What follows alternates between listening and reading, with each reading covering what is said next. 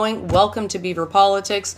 Today I'm going to be doing news hour, so I'm going to be just letting you guys know about what the recent news are from around Canada, around the United States.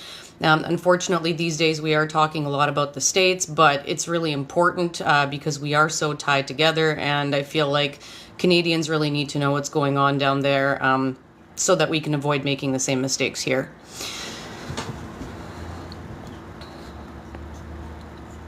The benefits of the Westminster style of parliament. Yep. All right. So let's talk about Canada first. I think one of the big things, this actually isn't just Canada, but one of the big news that is impacting Canada is the fact that Donald Trump basically said that he's putting blanket 25% tariffs on all steel and aluminum coming in from all countries. So that's obviously going to impact us, right? Obviously, our politicians are going to most likely have some sort of retaliatory tariffs. We as Canadians are obviously trying to kind of fight back by just buying local, making sure that the products that we buy, in most part, are going to be Canadian, right? So there's things that we're doing, but I think the most important thing for us to do, and we've talked about it even last week, is the fact that we have to diversify as a country. We have to diversify our trade. We got to start doing a lot more trade with other countries. We need to stop being so dependent on the United States. That is massive. And I know that our government is working on that, so that's a good thing. We are probably going to feel the impacts. It's not going to be easy.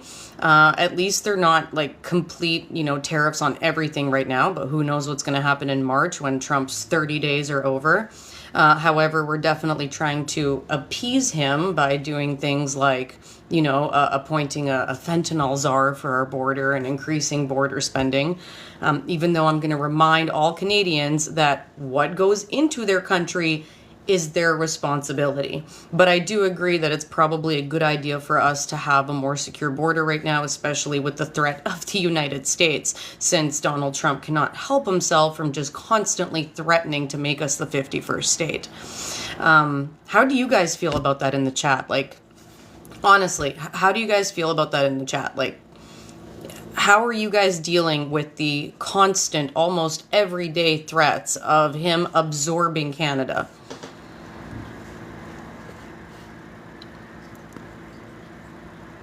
Yeah. Yeah, a lot of people are very angry. It's kind of a blessing in disguise on some level because he's uniting so many Canadians. He's actually waking up a lot of what I call the sleeping masses, right? People that don't really pay attention to politics, people that don't really know what's going on in geopolitics, people that are usually just very much like taking care of their own lives, taking care of their own family, not really paying attention to the news, not really looking for news when they go on social media. They're more so just looking at the things that they love doing, recipes, workout videos, whatever that may be, right? So a lot of these people, for the first time, a lot of them are kind of waking up. They're going, oh, this guy from down south is now threatening to take our country. What's this all about? And for the first time, they're actually really paying attention.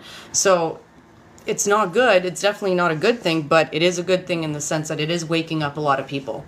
There's a lot of people that are now less apathetic to vote in our federal election that's coming up.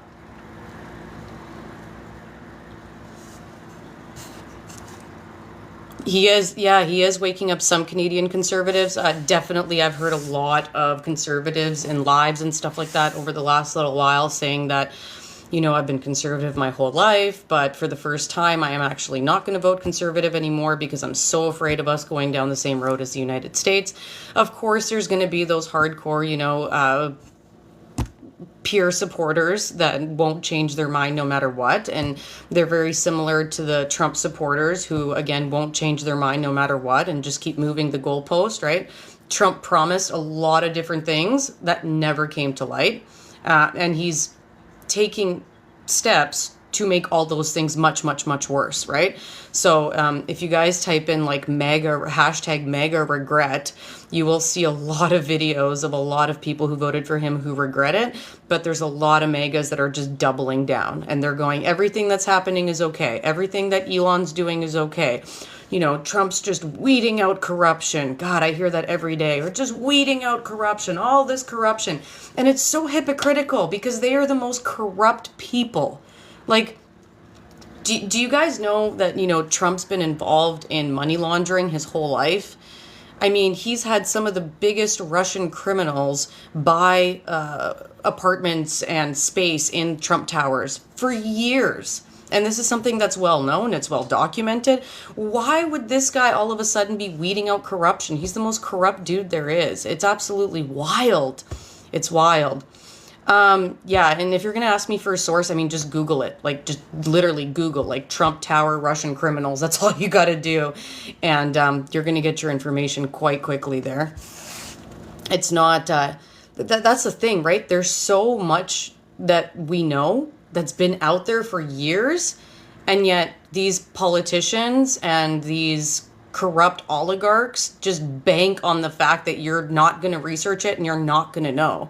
But it's all there. It's been documented for a long, long time. And if you want to really get into it on a deeper level, then I really suggest that you watch the documentary called Active Measures, where it takes you through the whole story of kind of the uprise of Putin and also the uprise of Trump and how that all happened and how they're connected. So I would definitely watch that because it shows how Putin was using the exact same propaganda techniques that Trump is using right now in the United States. It's pretty wild stuff. Again, it's not just leasing an apartment. It was actual money laundering, and it's been documented. So you can go search that up.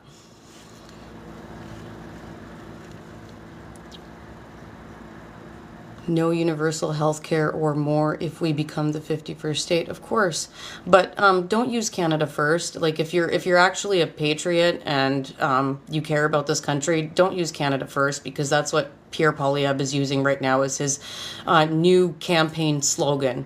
And it doesn't have good roots. That slogan does not have good roots. It comes from the slogan America First, which was actually used by the Triple K in America, and it was a big red flag for white supremacy. So no, we can have pride in being Canadian, we can be patriotic, but there is a fine line between patriotism and nationalism. And nationalism is not good. It is very much not good. Being a patriot is great, being a nationalist, not so much. Just because Pierre is, this is funny, right? Like all people that are, I don't want to say that everybody that's a, Pierre supporter is a white supremacist, because that's not true. That's just not true.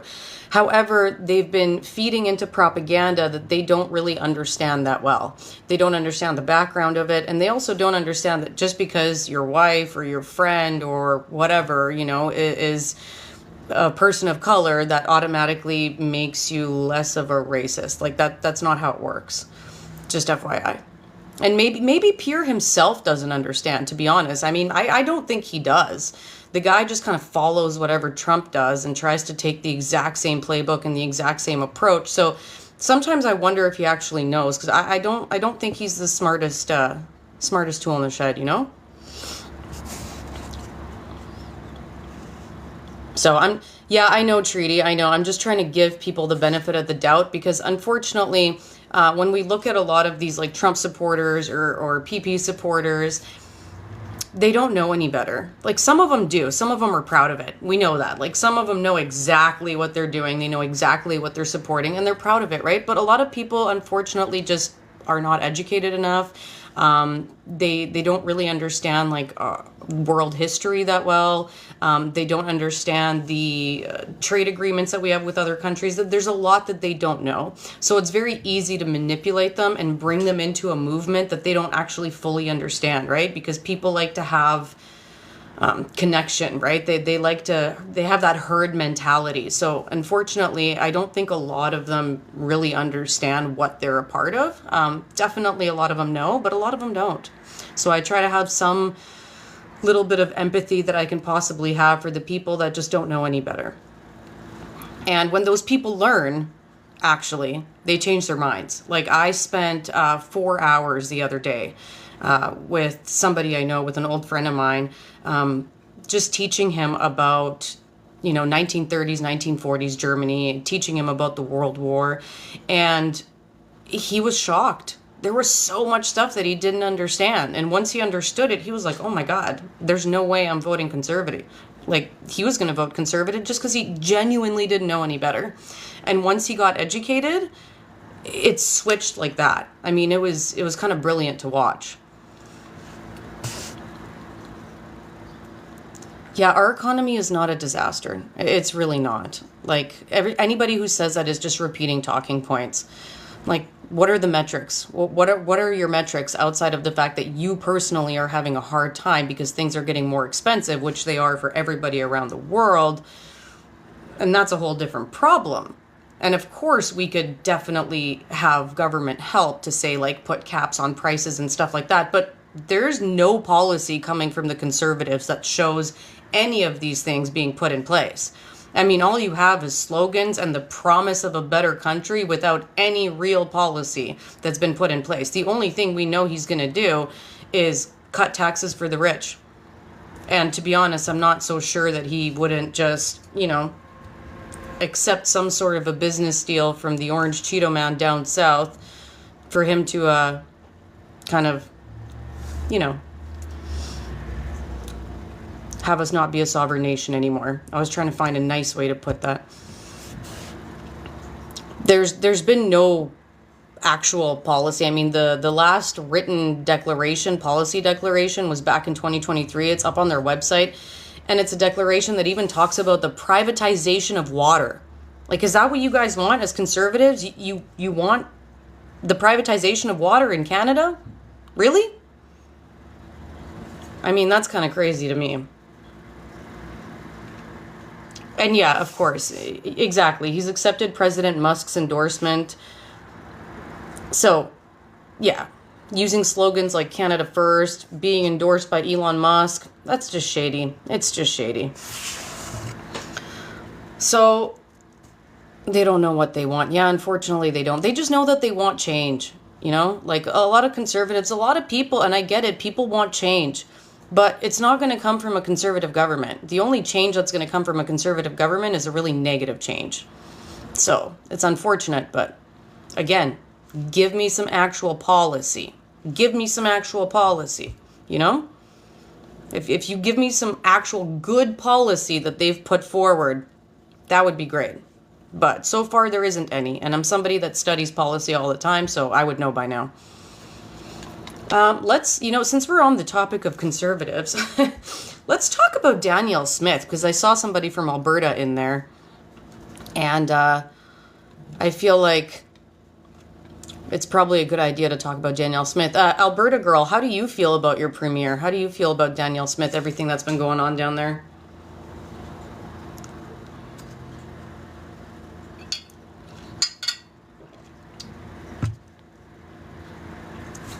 Yeah, she needs to resign. So for those of you guys that didn't know, Premier Smith basically fired the Alberta Health Services CEO a couple of days ago.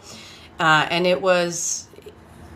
she's trying to dismantle Alberta healthcare services. She's basically trying to break it up into these little pieces that then she can sell off to private companies, which would basically privatize Alberta's healthcare and fatten her pockets. So here, I actually have a little piece written on this. So Danielle Smith took 4 days to respond to the accusations of the unethical firing of the AHS CEO 2 days before a meeting with the Auditor General to discuss findings around private surgery facilities and procurement contracts. I wonder why she fired that CEO. Yeah, maybe because that CEO had some really negative information that would make her look real bad because what she's doing is completely unethical. So she's obviously saying that she's at no fault. She's denying all of these allegations, of course. But it is funny that she stayed silent for like days before even coming up with a response. And Alberta NDP leader, and I'm sorry if I butcher the name, but it's Naheed Nenshi. Naheed Nenshi. Yeah, he slammed Danielle very soon after she released her statement with a statement of his own saying that Smith's action don't go far enough. He said it took her 4 days to say anything, and then she said she will do nothing beyond what's already happening, as she said. This is simply not good enough. Her own office is implicated. The investigation can't be handed over to the people being investigated. How dumb does she think Albertans are? So Neshi is calling for an independent public inquiry and is calling on the RCMP for a full investigation. So I'm really really hoping that they actually do investigate and maybe find some dirt, because what's going on with Alberta Health is quite insane. Yeah, I don't know how fair the investigation's going to be, but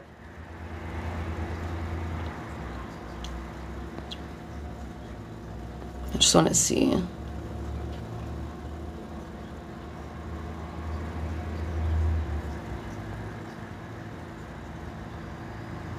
America can't get rare earth metals from China, and we're the only ones with a refinery in North America. Nenshi is a great guy. Yeah, I agree. It'll take years like Ford. Yeah, that's what I'm scared of, to be honest, is that that's the problem, right? Is that corrupt politicians take advantage of how long things take to go through court. That's a big problem. Yeah, I heard that too, that Smith wants all the evidence and story directed to her so that she can review it, which is absolutely crazy.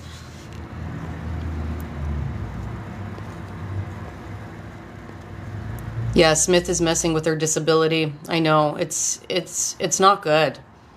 Like, to me, she's one of the most, like, extreme far-right conservatives in Canada.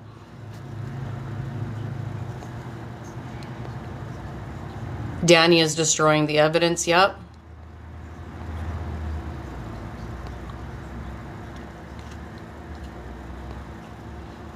Yeah, every time that a conservative says the libs are the most corrupt, it's I mean, it's quite insane. You have a premier that uses the notwithstanding clause, or wants to use the notwithstanding clause to go against our charter, and, you know, is now going to be going through an investigation for dismantling Alberta Health Services and trying to privatize it. But yeah, no, it's only the Liberals that are corrupt, sure.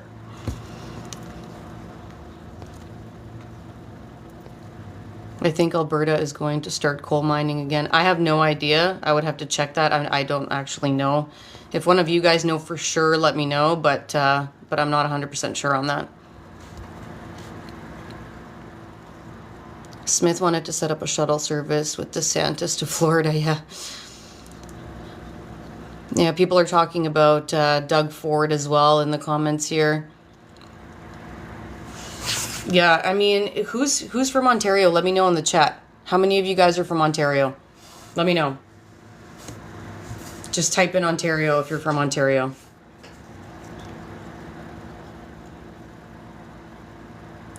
Are you guys all voting? Are you guys going to all vote in your provincial election?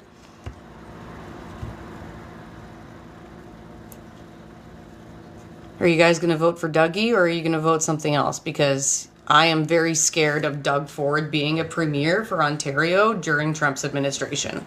It makes me feel not good, because the guy did a full 180, right? He was all tough on Trump and telling them that they were going to cut the lights off and Canadian proud. And then all of a sudden, boom. Oh, we should just listen to him. Let's do whatever he wants us to do at the border. Let's just, you know, he's doing the right thing. I mean, it was a complete 180 over a course of a week. So it was crazy. Yeah, Doug called himself a Republican. It was wild. I don't know how he's leading so much in the polls. Like, I don't know what's going on in Ontario. I really don't, because when you look at the federal polling for the federal election, it seems like the Liberals are actually doing really good in Ontario. But then when you look at the provincial polling for the provincial election, people want Dougie. That's weird. That's just weird. And yeah, if you guys are here, please help us out with our gift goal. Remember, tapping is clapping, sharing is caring. Share the live. Give us some likes. Help us get to at least 25,000 likes. That would be really awesome.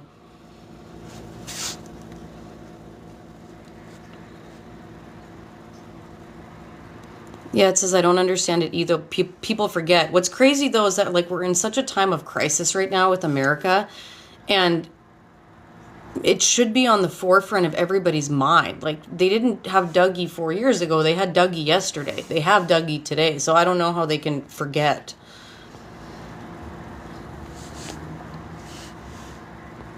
Thank you, guys. Ontario opposition isn't putting up a fight. I mean, that's part of the strategy, right? Call for a snap election, and then the candidates do not have a time to really get well known to the people. And a lot of people vote based on familiarity, right? So if they don't know the other leaders, if they don't feel like they have any connection with them, if they don't have enough time to truly understand their platforms, they're just going to vote for what's familiar, right? And that's scary. But that's the truth. That's just basic human psychology. Because as I said, those of us that are in this chat, those of us, no matter what political side we're on, at least we're interested in politics. But there is a ton of Canadians that have no clue. I can guarantee you that there's a bunch of people that live in Ontario that have no clue that there's a provincial election going on in their province. I guarantee it. Guarantee it.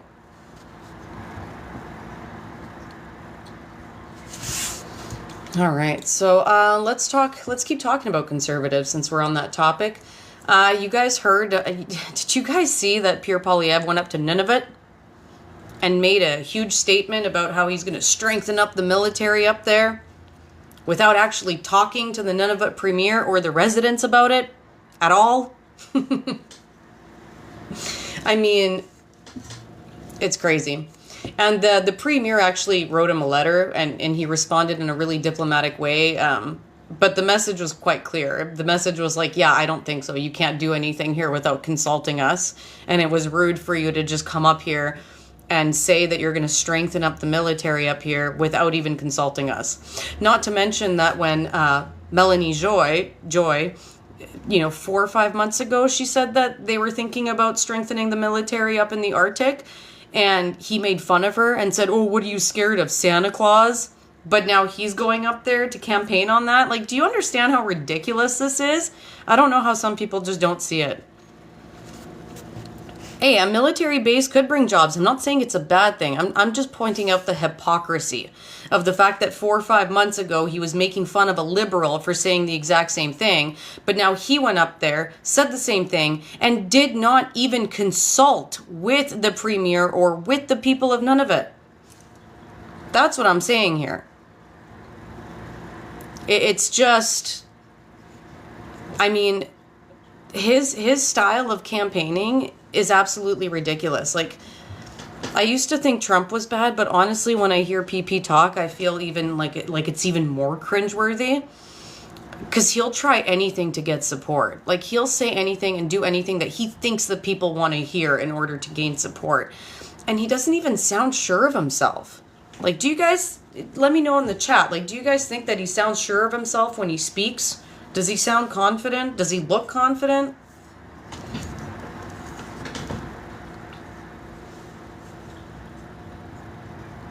Sounds like you're talking about Trudeau. Oh, I think Trudeau sounds a lot more confident.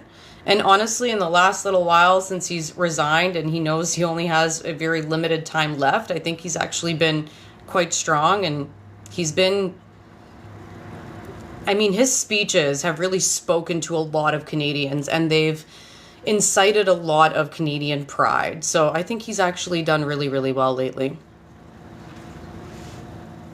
Yeah, I would take Trudeau over PP any day. Any day.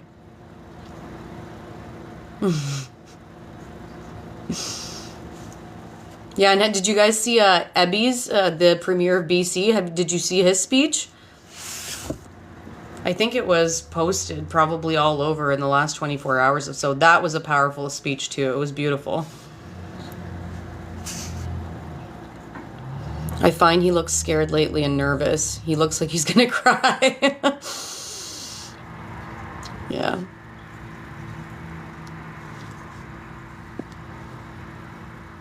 Yeah, look, I'm not gonna say that, Trudeau was a perfect prime minister. I'm not gonna say that, because he made his mistakes, right? I think he let a lot of people down with electoral reform, right? That was a big thing that he ran on, and that didn't happen. And I understand people's frustrations with that. But when I'm looking at a prime minister, I'm looking at what they achieved, and I'm also looking in comparison to past prime ministers, right?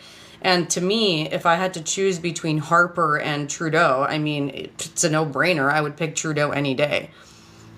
So, like, that's the thing, right? There's no such thing as a perfect leader. There's no such thing as a perfect politician. These people are going to make mistakes, and we have to look at everything they've done. and judge based on what's been done in the past, what's been done by other leaders, what kind of policies are they putting forward. They're not perfect. And the complexities of being a leader and being a politician are insane. There is pressure coming at you on all sides. Your life isn't safe. Like, there are so many factors that play into being a politician. And especially in Canada, where we have the Westminster parliamentary system, you can't just do whatever you want. You need the approval from hundreds of other politicians. It's not a dictatorship. I know that a lot of conservatives think that it's a dictatorship, but it's not in any way, shape, or form. A dictatorship is very different. I mean, all you have to do these days is just look down south and you'll see what a dictatorship looks like. Look at Russia. That's what a dictatorship looks like. When, one guy or a very, very, very small group of people have power over the police, have power over the courts, have power over the people, that's not a democracy. And when everybody says, oh, Trudeau's a dictator, dude, he resigned. Dictators don't resign. Flying the F Trudeau flag would end you. Like, if you were in Russia, and I'm telling you as an Eastern European who knows and who fled to Canada because of Putin back in the early 2000s, late 1990s, you can't fly an F Putin flag in Russia. You would be in jail. That's dictatorship. So, but yeah, I mean, what PP did in Nunavut to me is just disrespectful. It's disrespectful to the people of Nunavut. Not even talking to the premier before making that kind of a statement. That's not cool. It's just not cool. Bernie Sanders has an excellent post about the oligarchy in the USA. Yes, definitely go listen to Bernie. There's a lot there. He's good stuff. Charlie Angus actually kind of reminds me of like a Canadian Bernie Sanders. What do you guys think about that, right? Do you guys ever get the feeling that like Charlie is kind of like a Canadian Bernie sometimes? And yes, these are beaver tail earrings. Yeah, Charlie's great. Charlie's great. And by the way, if you guys are here and you're listening and you like Charlie Angus, he did start a pledge for us to stand together, stand united, and stand against the insanity of Donald Trump. And if you have not signed his pledge, please go ahead and do that. You can find it by going to my personal profile, Frontline Feminist. It's in my link tree. Go sign the pledge. Let's get it to at least 100,000 signatures. I think right now we're at about 60,000 or so, but it's growing every day. Pledge for Canada. You could probably just Google it too.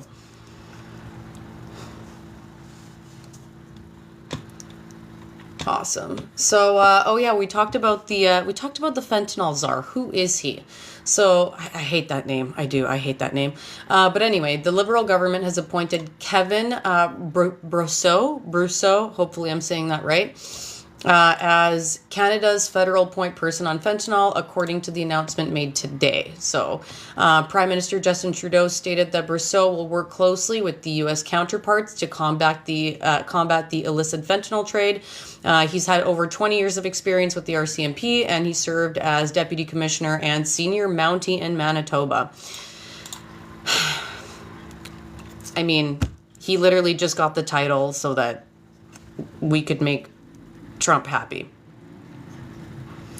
There's so little fentanyl that's going across the border that it's literally nothing in comparison to how much is coming from, say, Mexico.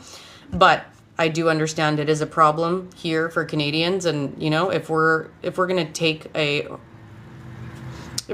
good approach to dealing with this problem, I don't think it's going to come from conservatives who just want to crack down on crime, right?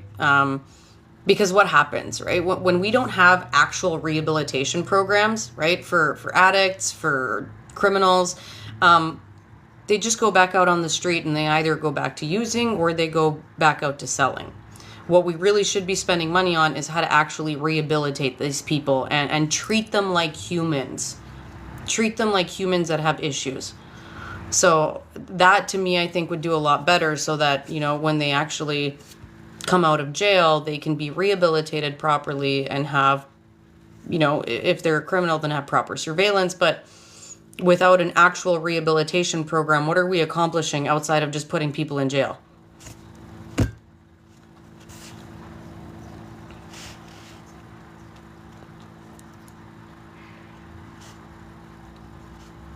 No, I know that you can't force anybody into rehab if they're not ready. I'm just talking about like mostly criminals that we throw in jail. And what I'm talking about is also the fact that the conservatives want to just throw addicts in jail, which I completely do not agree with at all. That's what I'm saying. We should make rehabilitation programs just more available, easier for them to get into, but not forced. You can't force addicts into rehab.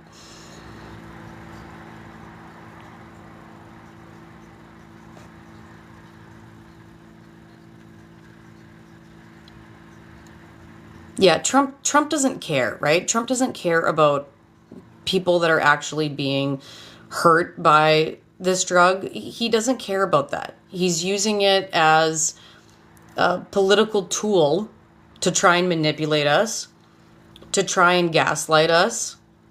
He's just playing games. We know that he doesn't care. He doesn't care about his own people. That's so incredibly obvious. There's so many people struggling right now.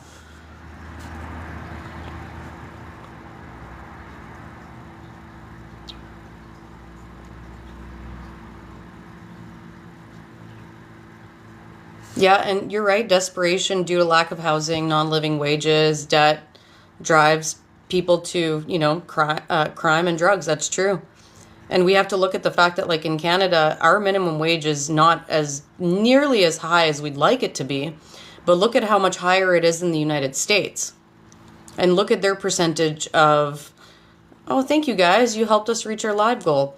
And look at the rate of crime and drug use in the States, right? It's much bigger. And they actually have much bigger problems than us. Like, I know that we have our own issues, and a lot of the time this is provincial issues that need to be fixed at a provincial levels. And a lot of the problems that we have is that our provincial premiers are misappropriating money given from the federal government to go towards those issues. But I mean, their minimum wage is $7.50 an hour, guys. I mean, that is, to me, that's criminal.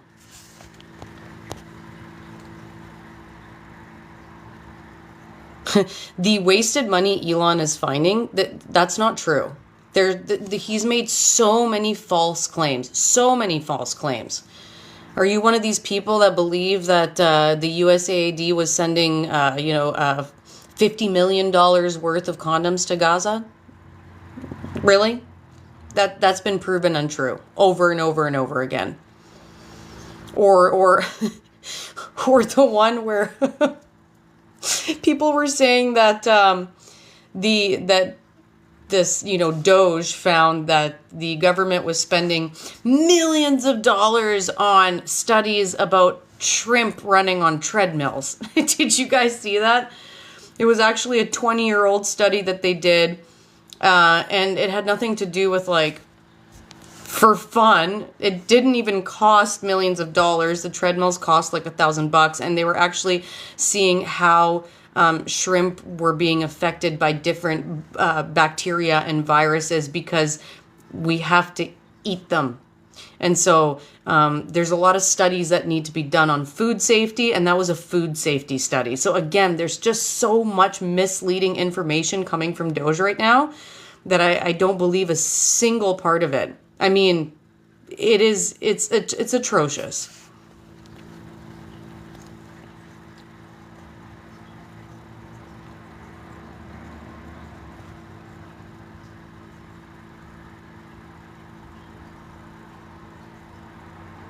We will never be 51st. Never. Never. Yeah, so that's kind of what's happening, in Canada. But since we've been talking about the States, we can kind of move into the States. As you guys know, Trump renamed the Gulf of Mexico to the Gulf of America. But America's the only one that's recognizing it like that.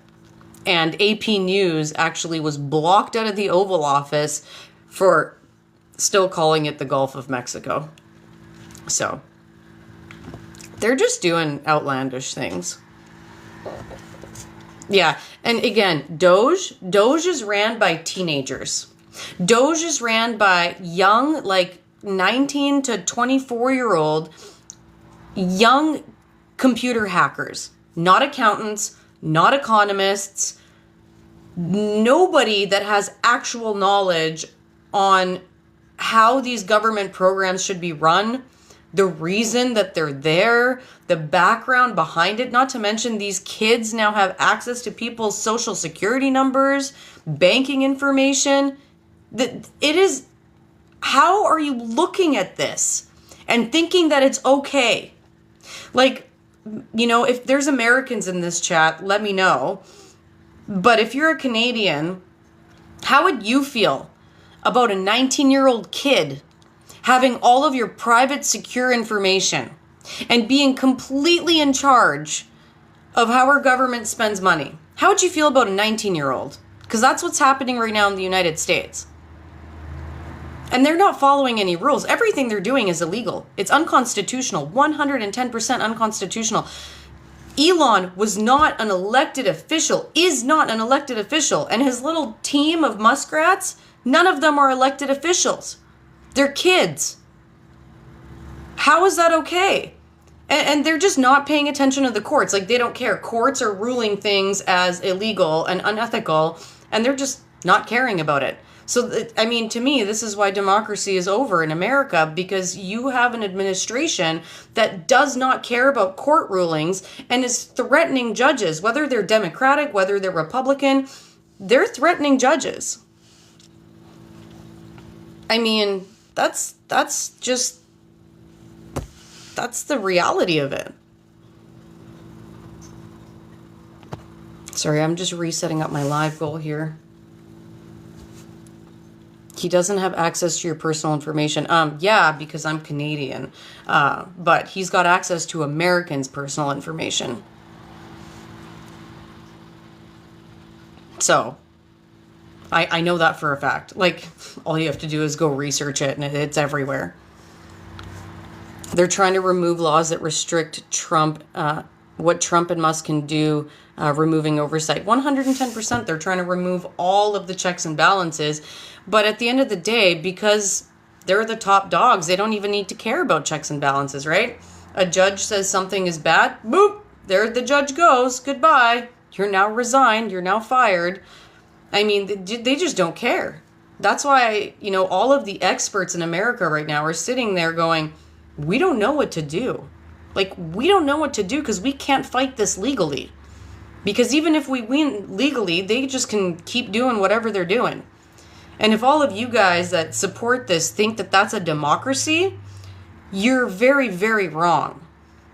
That is called an oligarchy. That is called a dictatorship. That is called not having any more people's... Like, it's not a government that's run by the people, right? It's a government that's run by billionaires. End of story. One tiny little percentage of America is now fully in charge, and the people have no say anymore. Even you MAGAs, you think you now have a chance to actually be heard? They don't care about you. They don't care about you at all. And when you start suffering from it, maybe you'll find that out when you don't have a voice anymore. And I'm sorry for you that, you said I'm half American. This hurts on so many levels. I'm sorry. Honestly. Literally, this live is you dictating. Good job. Big burn, dude. Big burn. If you don't like it, scroll away. Super easy to do. Super, super easy to do. These things are called fingers, right? And we can use them and just go...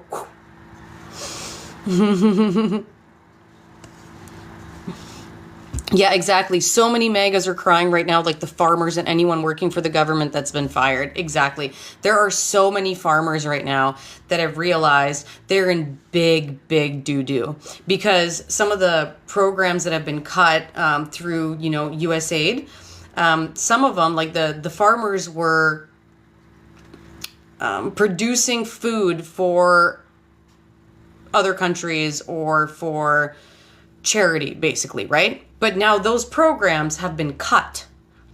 So their produce has nowhere to go because it was going to those programs, and that those programs were funding the farmers for that produce. And now that's gone.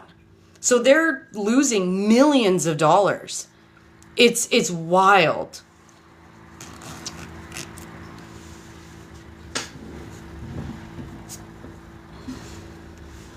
Yeah, it's really hard. It's hard to have family in the United States. It's hard to have friends in the United States right now. I keep telling everybody, like, get over here as fast as humanly possible. I also worry that the Americans aren't going to act in time. I think we've been comfortable for so long under a stable democracy that now that it's crumbling, people just genuinely don't know what to do. So it's been hard to watch. But here, we already know that Trump's been going after journalists, going after political commentators.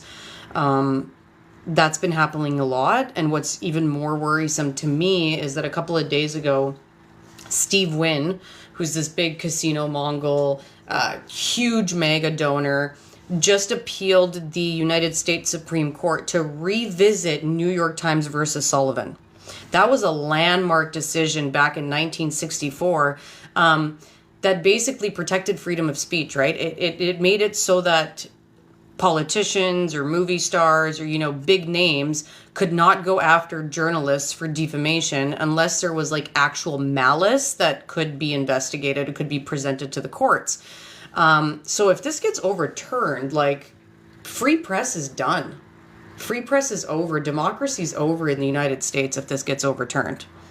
It is wild that that's even being talked about right now. I mean, it's not so wild. Putin did the exact same thing in Russia. That's how he shut down all independent journalists when he came into power, and why Russia only has state-run media and nothing else. So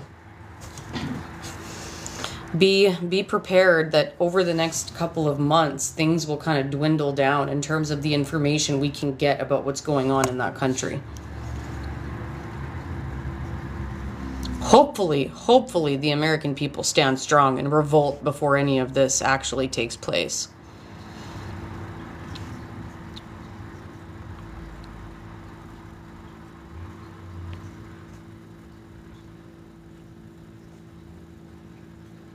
How did Trudeau do the same thing to independent journalism in Canada? Let me know. Let me know how he did that. Are you talking about the bill that was going to force social media spaces to actually pay Canadian journalists? And it was those social media companies that decided not to? Is that what you're talking about?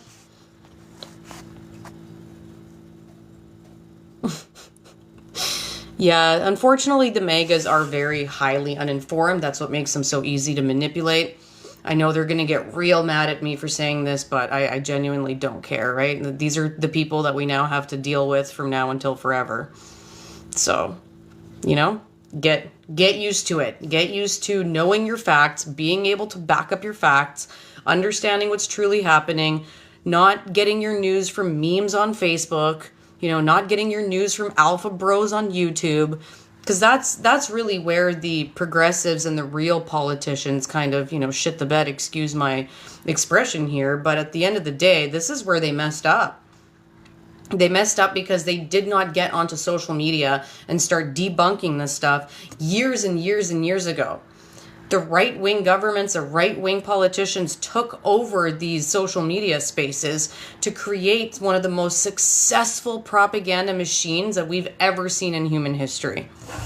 I mean, Mustache Man's got nothing on the propaganda that Russia and the United States have been able to use.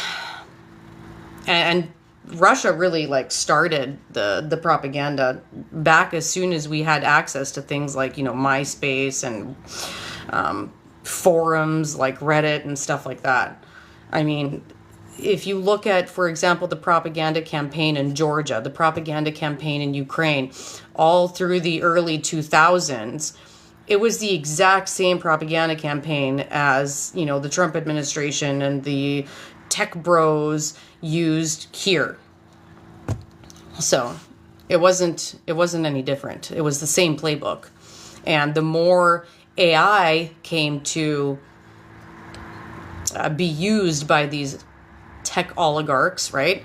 Things like Grok and Eliza that were used on X to push right-wing messages to the top of the algorithm. That changed the game. That completely changed the game. Like, we are where we are right now due to how propaganda and social media and AI got intermixed and used by these billionaires.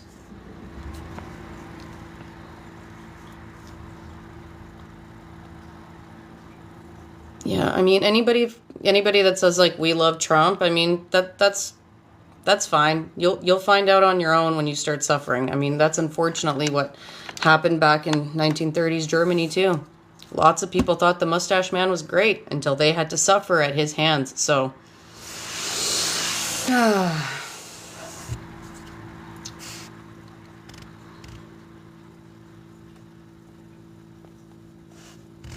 leavingmega.org. I'm guessing that's a site for people that are waking up.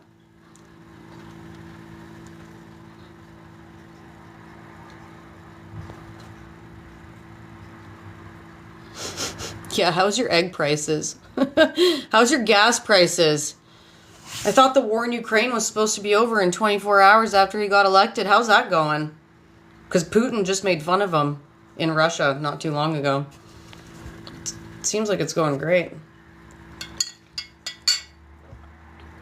Seems like it's going wonderful for you guys. What about the peace, right? You wanted to keep the peace, right? He was going to make America great by not starting any wars, and now he's threatening Greenland, Canada. I mean, the dude says he wants to build a Riviera in Gaza, but how's that going for you, the peacekeeping? It's funny that, you know, all of you megas are so upset about people crossing the border illegally, right? Illegal border crossings are the thing that you're so mad about. But it's totally okay for you to go just like take sovereign land and go across their borders and just claim the territory as yours. That seems to be okay with you guys.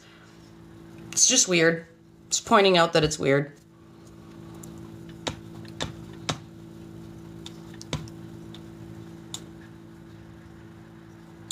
Okay. It's yeah, I mean, you guys can say whatever you want about illegal immigrants, but how do you feel about that, right? You don't like it when people come across your border illegally, so then why is it okay for you to illegally cross other borders and just threaten to take their land? Like, just saying, how is that okay? You guys are so against illegal border crossings. Why is it okay when you do it?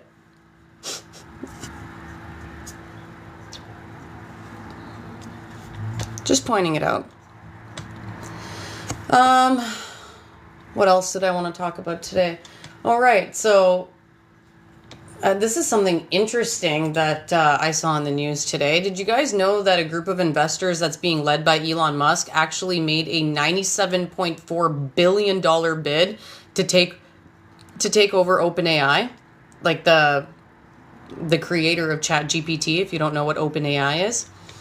I think it's funny because, you know, Musk and Sam Altman, who is the CEO of OpenAI, don't have the best relationship. Like, they have a pretty messy relationship.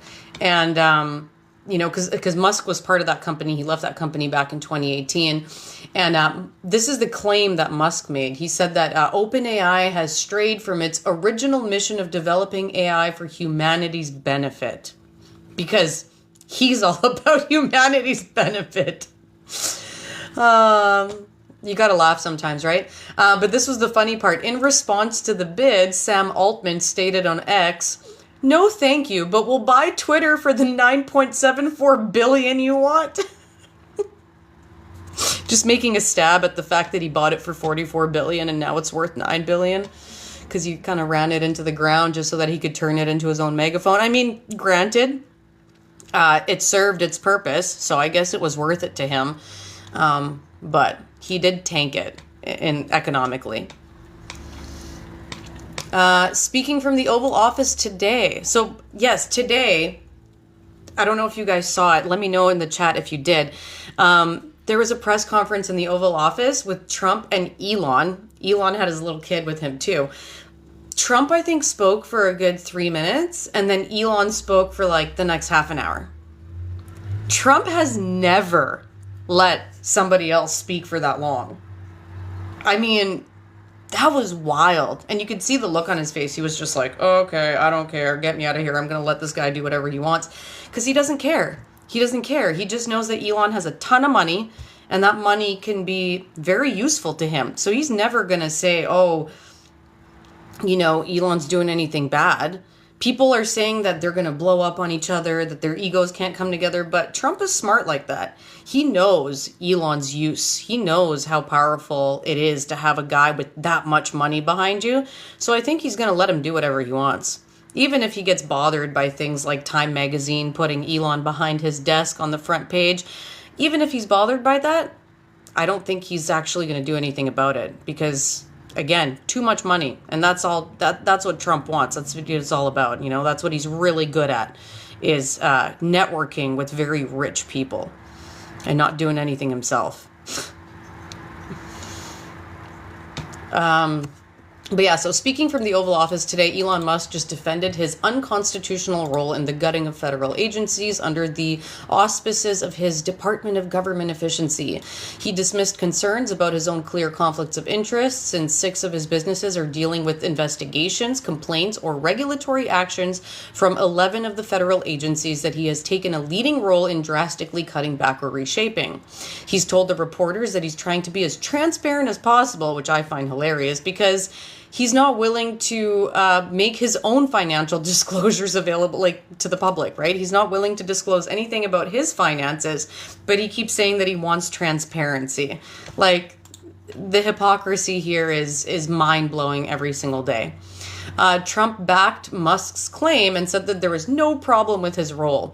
He claimed that his administration, with Musk's help, has already found billions in fraud and abuse, despite the fact that multiple examples that they have previously offered to the public have been false and now have been fact-checked by multiple sources.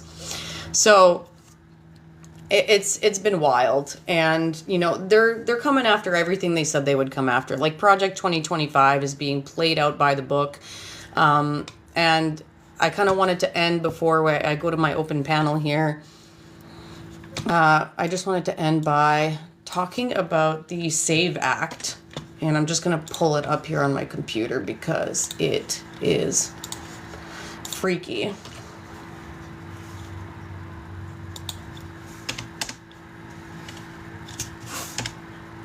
There we go.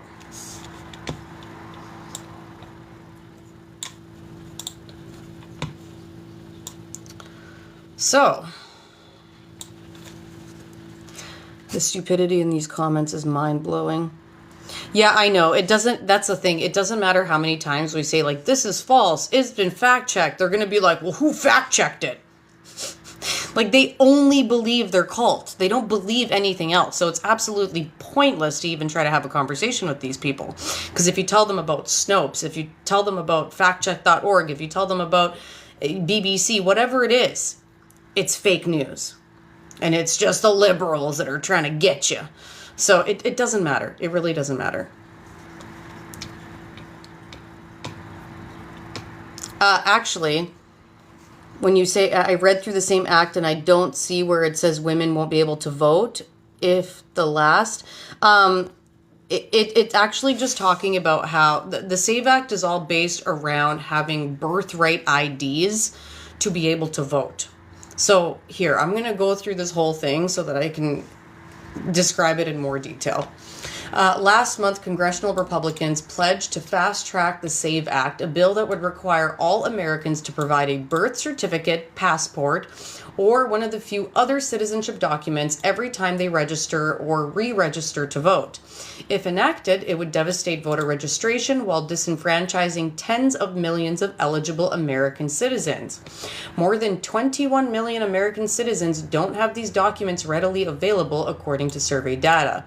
But the SAVE Act would likely adversely affect far more Americans than the data suggests. Many might not have noticed how broadly the bill could apply, its show your papers requirement is not just limited to new registrations, but rather applies to every application to register to vote, which in many jurisdictions includes re-registrations and changes of address. And tens of millions of Americans register or re-register between every federal election. So the SAVE Act would upend most methods of voter registration.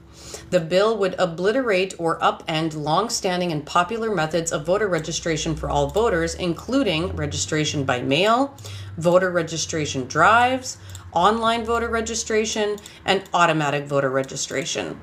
The bill would functionally eliminate mail registration by requiring voters registering by mail to produce citizenship documents in person to an election official before the registration deadline. It would also abolish many or all voter registration drives and online voter registration systems, which are typically treated like mail registration. Moreover, the bill does not contemplate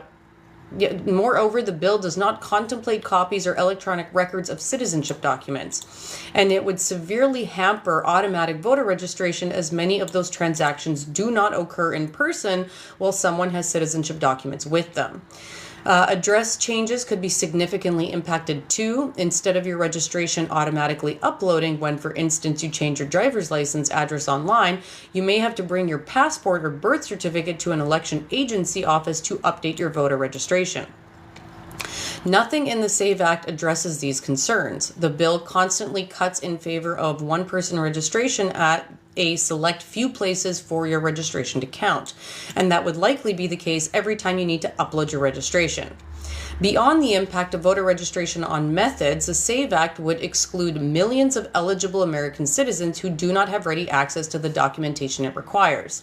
According to a survey conducted by the Brennan Center and its partners, more than 9% of American voting citizens, 21.3 million people, don't have a passport, birth certificate, or naturalization papers readily available.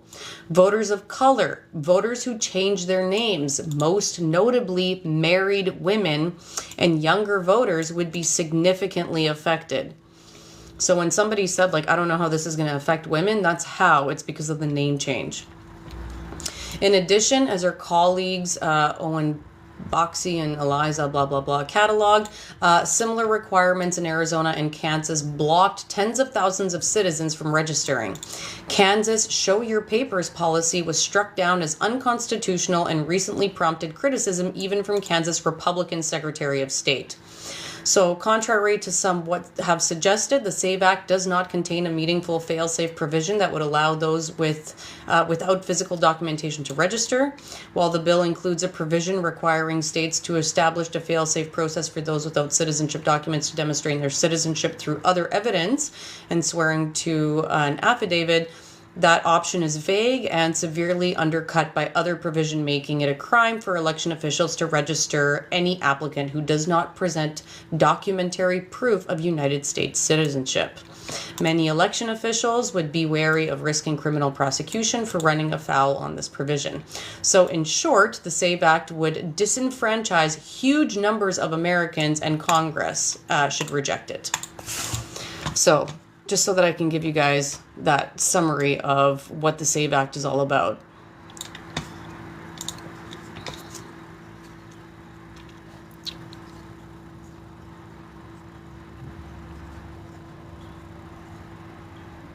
Yeah, basic ID doesn't work if you change your name in marriage, correct? So that's why it's going to be a problem, right? People are going to be scrambling to try and get birth certificate records or passports, or, you know, maybe documentation that they don't already have, even though they're American citizens.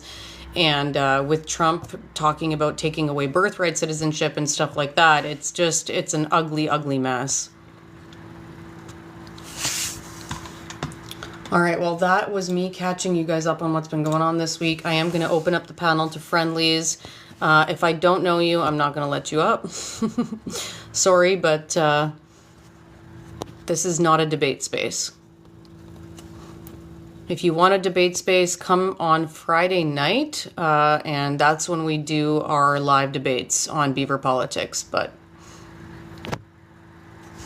if it's not Friday, I'm not debating you. I'll do that on my own channel. Okay.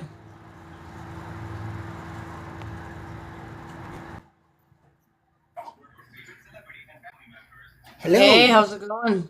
Not bad. Are you wearing beaver tails on your ears? I sure am. That's cute. I gotta represent. You gotta represent, that's right. Gotta represent the beavers. So, this No. whole you've covered the whole 51st state thing, right? Already tonight? Oh yeah. I mean, I think it's like the number one thing that most Canadians are talking about right now. So, I the live last night I was talking with Moist Cake, I believe it is, and he asked me what I thought about that. Um, there was an American on the panel, and gave him my take on it. You know, that could never happen. They'd have to go through England first to try and make it the 51st state. People just seem to connect the dots, you know? Hi, welcome to Power Play. I'm Michael Return. Ash Capellos is away. Tonight, we will steal an I was gonna say, I award-winning think your TV's like super loud in the back. Yeah. And It is. it's interesting bringing that up about the UK because I was looking, I saw another creator had said how, King Charles has been very quiet on this matter. I find that interesting because we are a commonwealth and it would be challenging for the states to just annex us, I would think. I don't know a lot of details. I don't have, I'm not well versed in how the commonwealth works, but I find it interesting that the king hasn't spoken out about this. I mean, I think a lot of people are still not really taking this seriously because they know how difficult it would actually be for the United States to annex us and make us the 51st state. Like it would be incredibly challenging for them to do that. Incredibly challenging. So I think a lot of people are just going, let's not, make this a bigger deal. Let's not create a lot of chaos in the world around it, but let's prepare in the background. I think there's a lot of preparations in the background that are happening right now. There's a lot of talks between us and other democracies around Europe about, kind of teaming up, especially in terms of trade relations. Yeah. It's not going to be easy for Americans to just come take our land. Like it's such a crazy thing. These Americans that are saying, "Oh, it's going to be so easy for us. Like we'll be able to take you over in a couple of days." Really? Really? It's ridiculous. Yeah, right? Like I mean, did Russia take over Ukraine in a couple of days? Pretty sure they're over 1,000 days of war since 2022, and Ukraine's winning. Good point. Good point.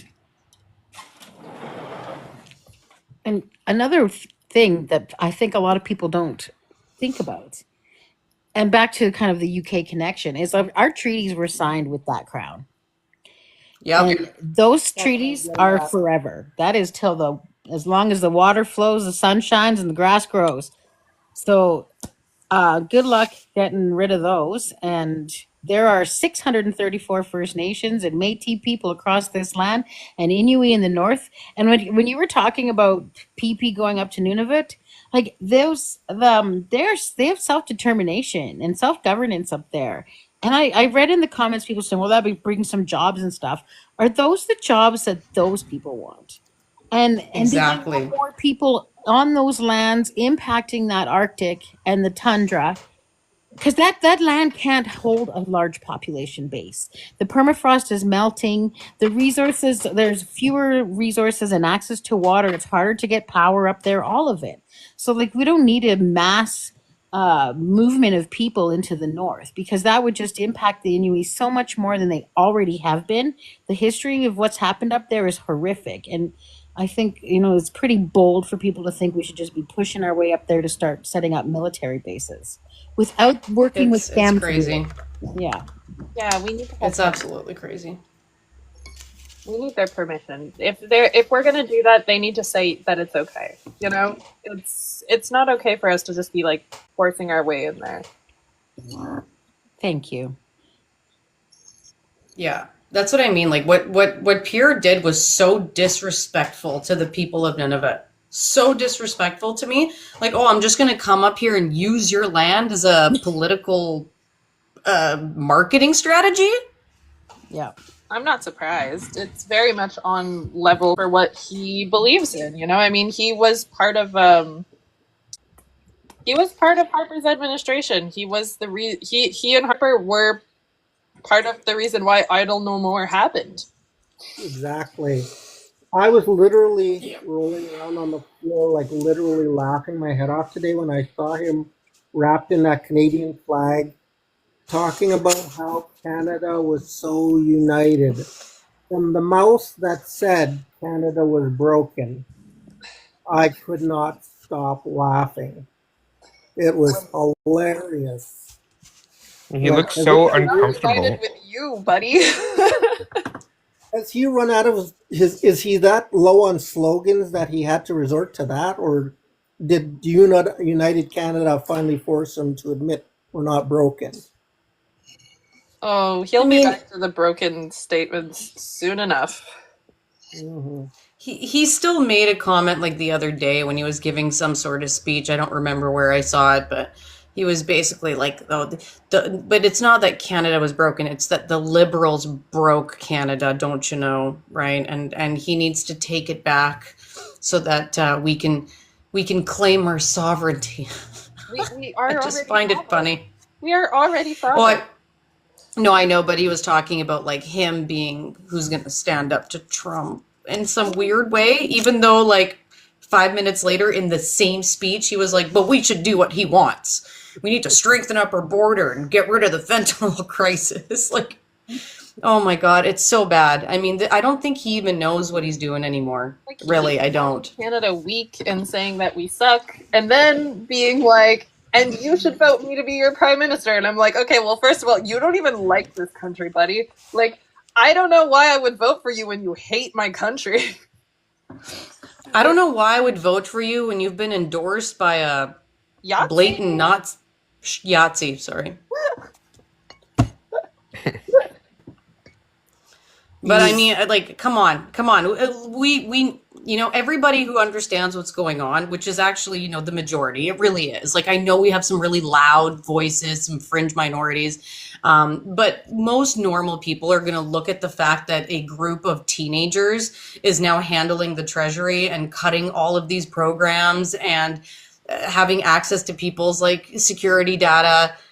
I think most people would be like, that's not okay. And this guy that's leading that team of teenagers is endorsing our conservative leader. Like, what kind of world do you have to live in to be like, yeah, that's a good choice for Canada? Totally. Yeah. he just It's crazy. it's Go he's ahead. you can tell he's completely out of ideas. So he wraps himself in a Canadian flag and says, "No, I never said that. We're united. We've never been more united." You know, the the Americans. There's a few Americans in the chats that are just being really annoying, but I digress. Well, The I think he rides the wave, right? Like he tries to right. ride the wave of whatever's popular, right? When Trump, I guess he still is popular to some people, but he rides the Trump wave because he thinks that's what's popular for the conservative. But then now he's also trying to ride the wave of Canadian patriotism at the same time. And when you try to blend, Trump rhetoric with Canadian pride, it comes out more like Canadian nationalism instead, right? So, And it's hard to, let's face it, he lost his whole personality Yeah. He's like, he doesn't have an original thought in his head. in like a week to He's, 2 weeks, he's a caricature, right? right? And that he had to Like reinvent. he wants to be a caricature of a No. politician. He's trying to pretend to be Trump. he can't answer any direct question. Well, and the thing is, remember when the Palestine war happened? He was radio silent for about 2 weeks. It's like he had to get his marching orders. with this again, radio silently holding up in his house for a couple weeks until he gets the marching orders. He has no confidence. Yep, I agree. He's scared. I think he's scared of Carney specifically because he keeps mentioning him. He should Of course. I mean, he just switched from Justin Trudeau and now just replaced it with Mark Carney. Like that's all he did. Carney can talk circles around him. Oh, I can't wait for the debates. Right? Man, I can't wait for those debates. I If cannot wait. If he participates, he may not participate in them. True. And if he doesn't participate in them, I mean, it's going to send a pretty clear message, isn't it? Oh, he's gonna have to. If he doesn't, then like it's gonna look really bad on him. But I do worry for the French debate. I'm not gonna lie. I'm not sure how strong Carney's French is. It doesn't sound very strong. There's been some comments on the Quebec side, although he still has a lot of people in Quebec who really, really like the guy, even if his French is shit. I don't think that's going to be a problem, to be honest. Because at the end of the day, it's about the substance of what he says. Exactly. And when one guy is talking nonsense and the other guy actually has substance, then I'm pretty sure that the French isn't going to be the problem. Look, if he can say frontière instead of Bordeaux, I think we'll be good. I think he's going to refers to the borders as des Bordeaux. It's not. It's a frontière. He'll practice. I'm sure he's practicing his French right now. I can guarantee he's probably I've seen practicing him his French. A couple of his speeches where he like peppers in a little bit of French into it. Yeah, even the comments are like, I think his French is actually pretty okay. He just needs to practice it, and he's got the time to do it. So He does. good.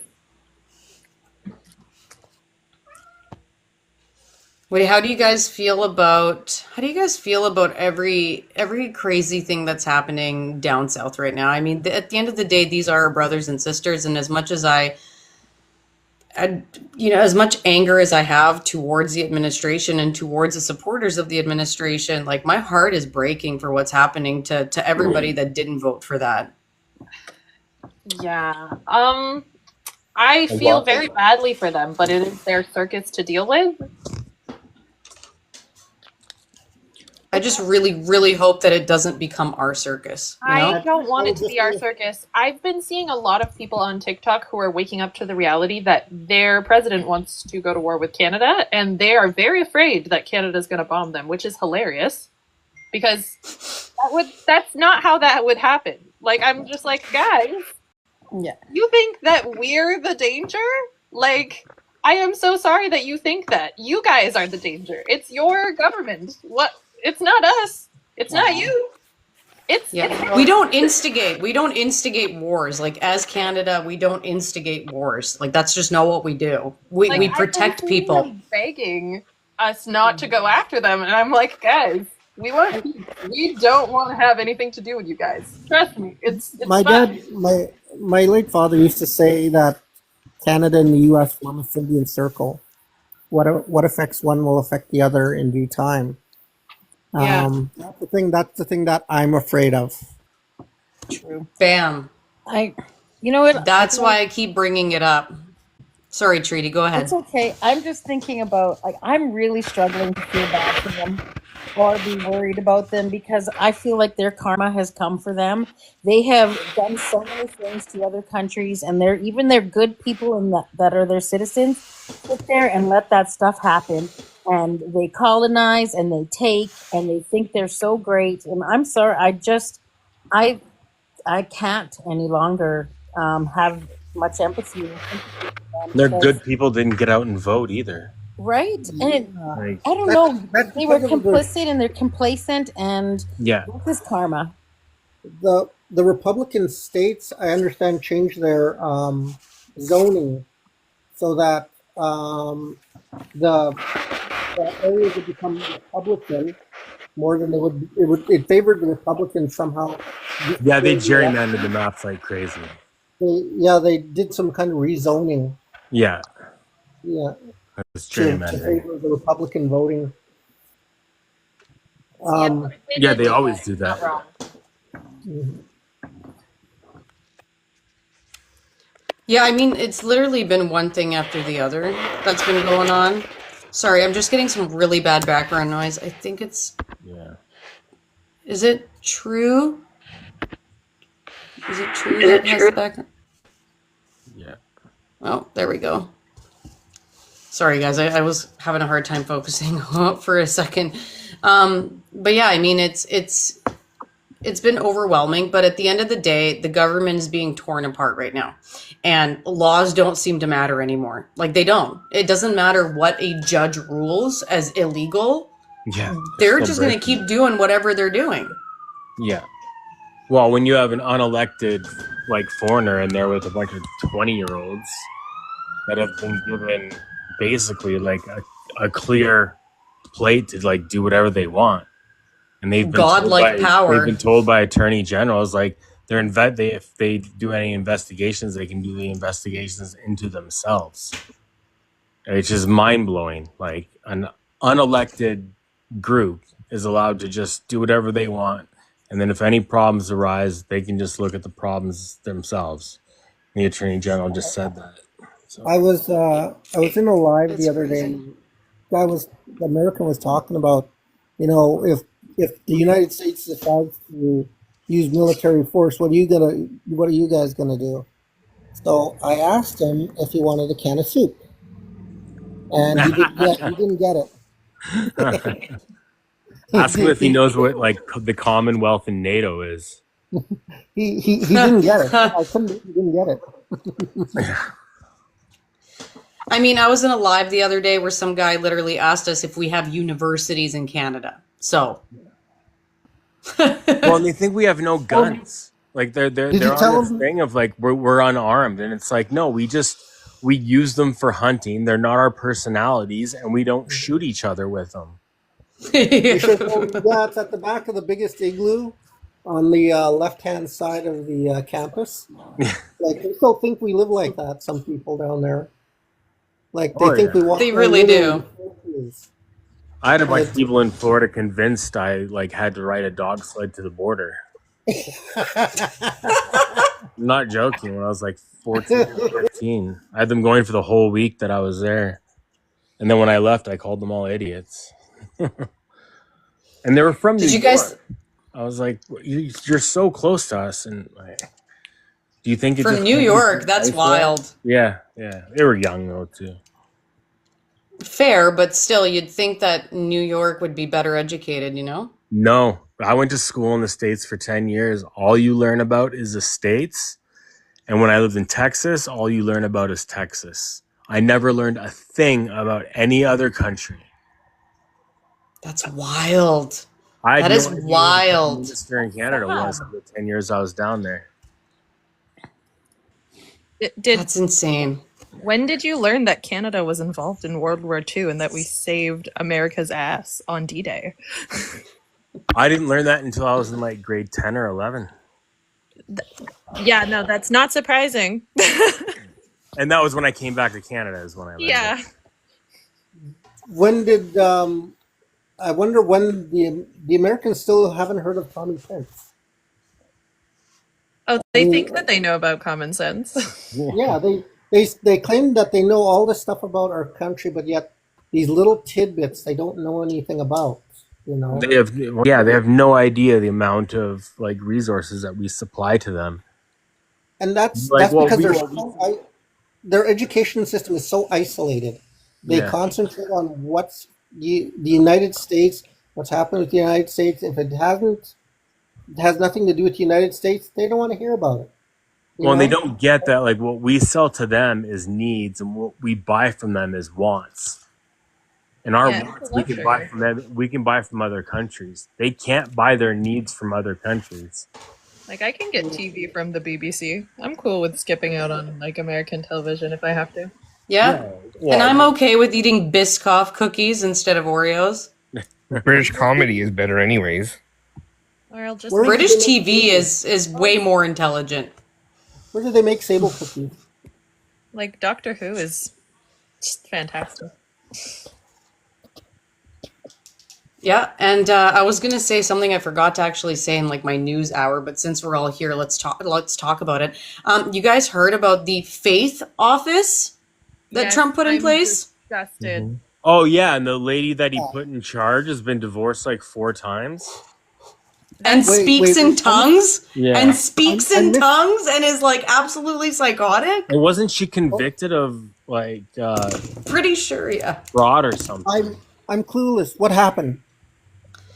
So the United States, even though in their own constitution, they have a separation of church and state, he just created a faith office for the Trump administration and wants to legally go after anybody who's anti-Christian. And the leader is a crazy pastor who speaks in tongues, has a crazy history of being I think she's been under investigation, she's had lawsuits against her, but like absolutely psycho pastor. And that's not even the thing. The thing is that like there's supposed to be a separation of church and state, and now there's not anymore.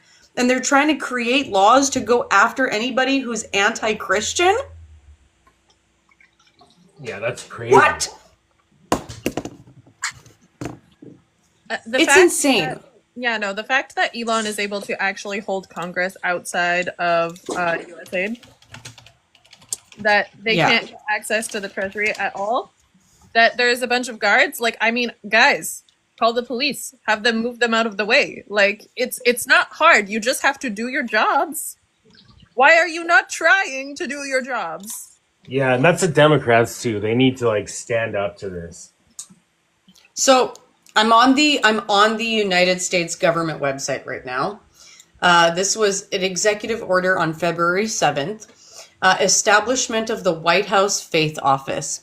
By the authority vested in me as president by the Constitution and the laws of the United States of America, and to assist faith-based entities, community organizations, and house of worship in their efforts to strengthen American families, promote work and self-sufficiency, and protect religious liberty, it is hereby ordered. Faith-based entities, community organizations, and houses of worship have tremendous ability to serve individuals, families, and communities through means that are different from those of government and with capacity and effectiveness that often exceeds those of government. These organizations lift people up, keep families strong, and solve problems at the local level. The executive branch wants faith-based entities, community organizations, and houses of worship to the fullest extent permitted by the law to compete on a level playing field for grants, contracts, programs, and other federal funding opportunities. The efforts of faith-based entities, community organizations, and houses of worship are essential to strengthening families and revitalizing communities, and the federal government welcomes opportunities to partner with such organizations through innovative measures and outcome-driven initiatives. The executive branch is committed to ensuring that all executive departments and agencies honor and enforce the Constitution's guarantee of religious liberty and to ending any form of religious discrimination by the federal government.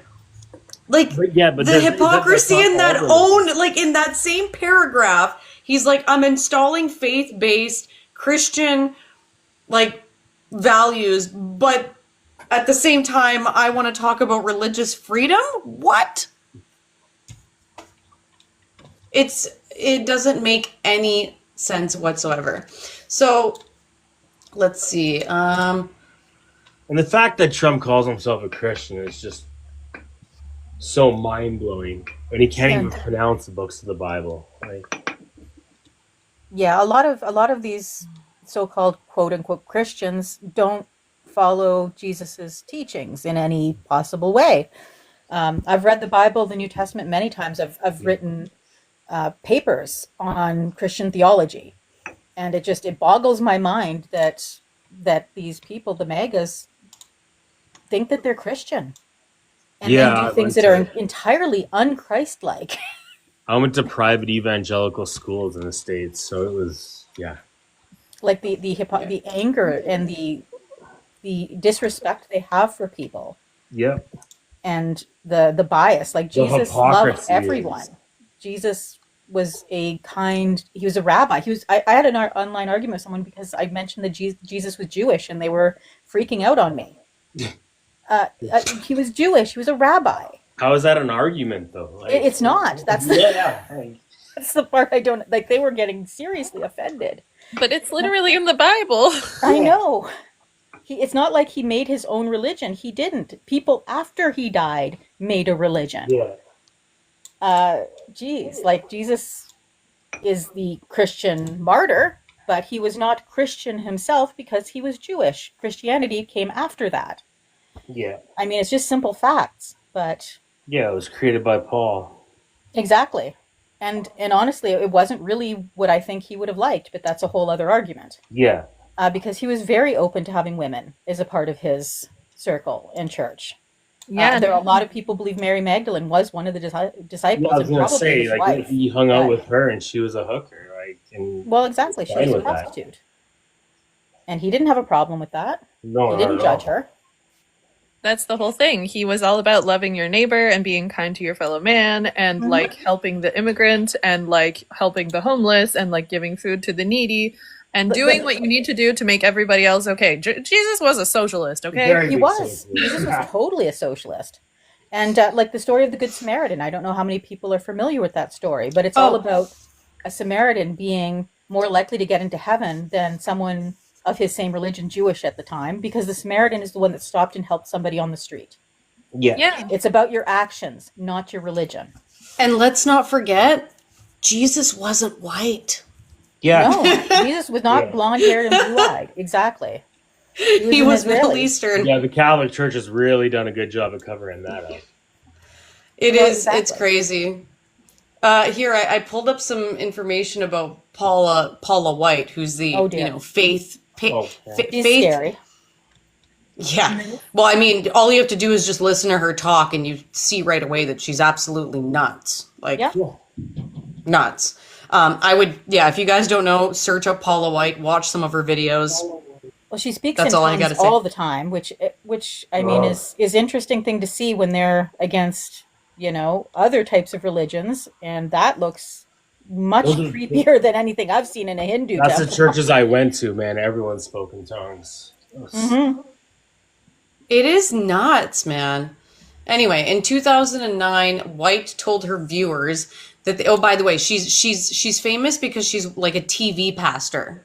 She's a Yeah, and they're No, she's always a the T- most trustworthy, right? He's one of those Yeah. televangelists. yes, she's a a mega televangelist. church? Exactly. Oh God, the ones that just collect money to save you, right? Got Yeah. it. Yeah. Charge Yeah, 30 so, bucks like- a month for 3 prayers. Yeah, something like Yeah. that. Yeah, she's not a Christian. She just profits on Christianity. That's it, right? Anyway, so in 2019, White told her viewers that they had to support her ministry even if they're struggling, or God would kill their dreams. The same week, White told viewers that some states have already passed laws declaring the Christian Bible as hate speech, and this is why America needs Trump's judicial nominees to be confirmed. The Hill also noted that White delivered an opening prayer before Trump's re-election campaign kickoff, saying demonic networks had aligned themselves against the Republicans. As people for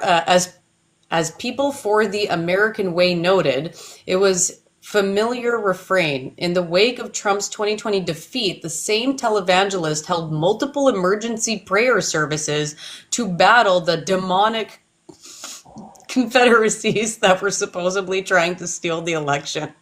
Oh my God.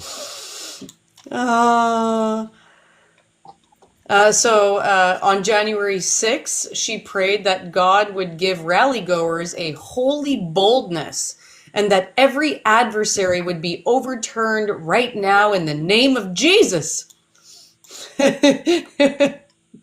White has repeatedly declared that her mere presence in the White House makes it a holy ground, and warned that to oppose Trump is to oppose God. I'm quite certain that But he's no not nationalism directly going on connected. there. I don't think that they're related. I mean, felon versus like, I don't see This is it. crazy. He has nothing to do with that guy. So in 2008, 3 years after purchasing the Lakeland property, Yes, he he was. declared bankruptcy. Jesus was a refugee. Just someone in chat. Why do you So think he had to travel back for the census?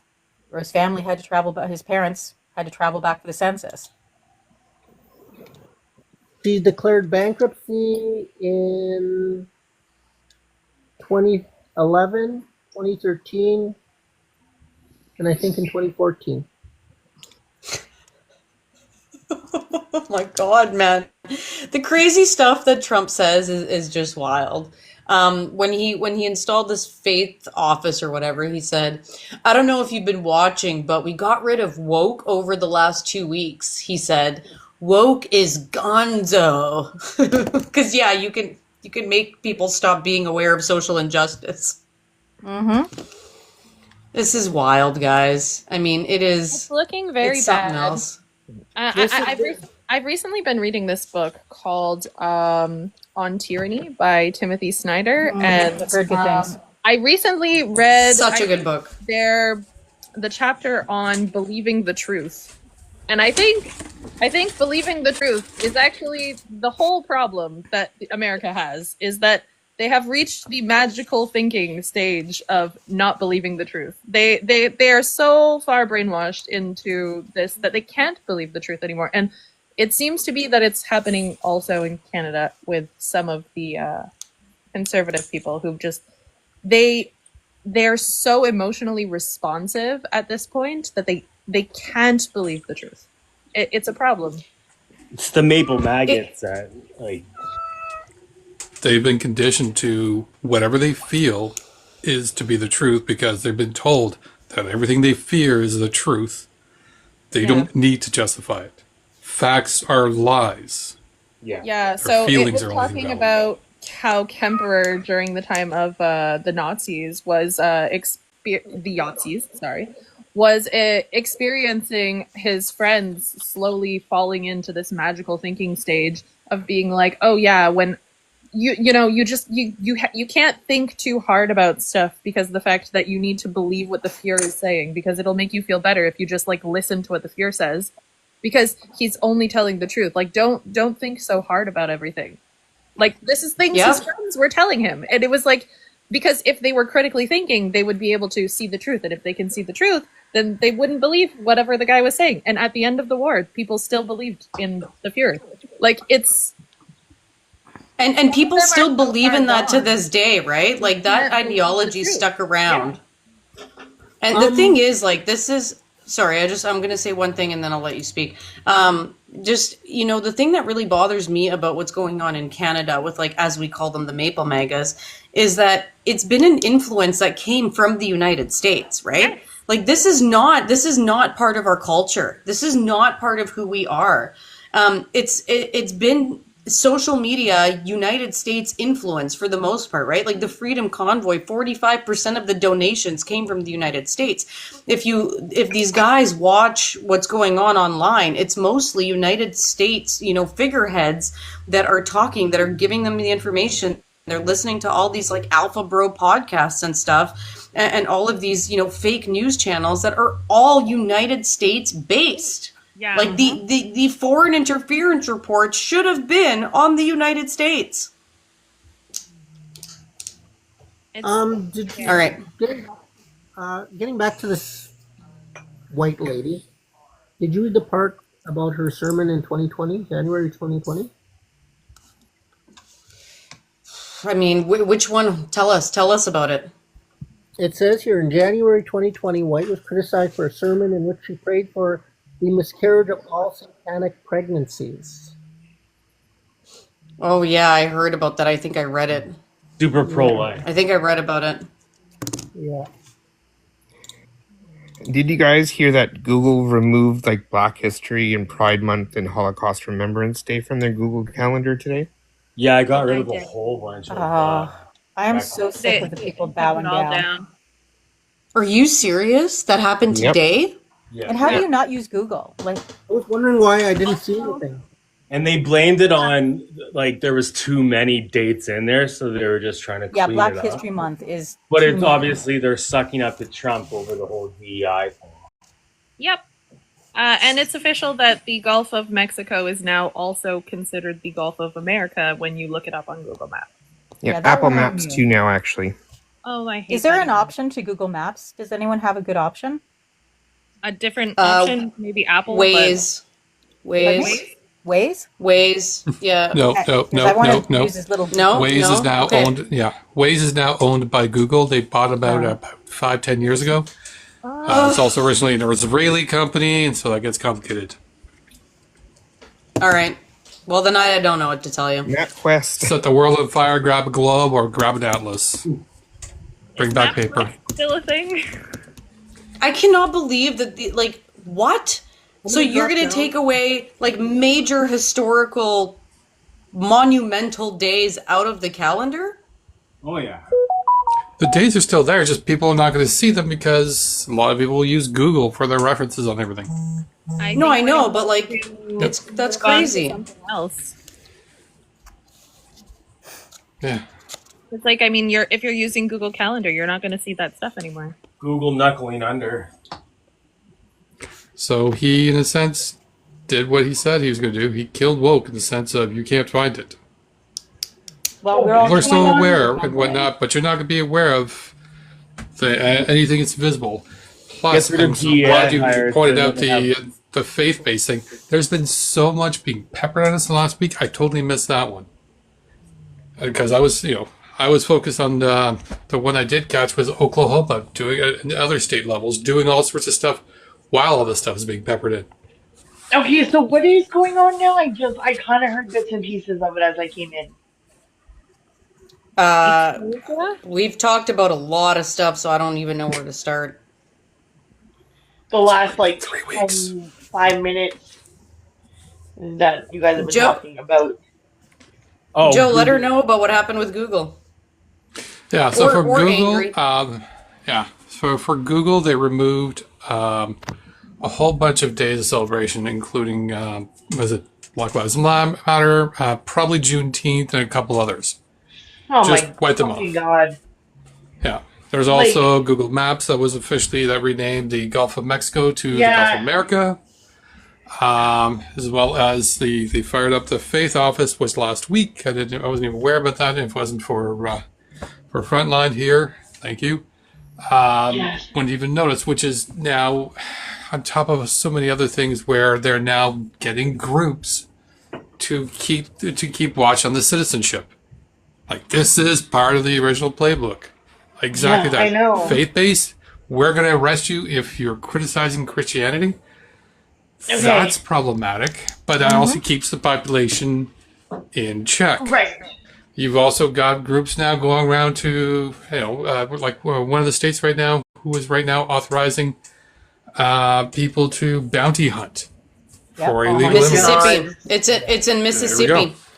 $1,000 per illegal immigrant. Isn't it? Okay, can I just say something really quickly? Keeping people in Hold check. on, again. one person at a time. One person at a time, please. Sorry. This Smarty, is go all ahead. part of it. Yeah. Sorry. Can I I'm just gonna- say something?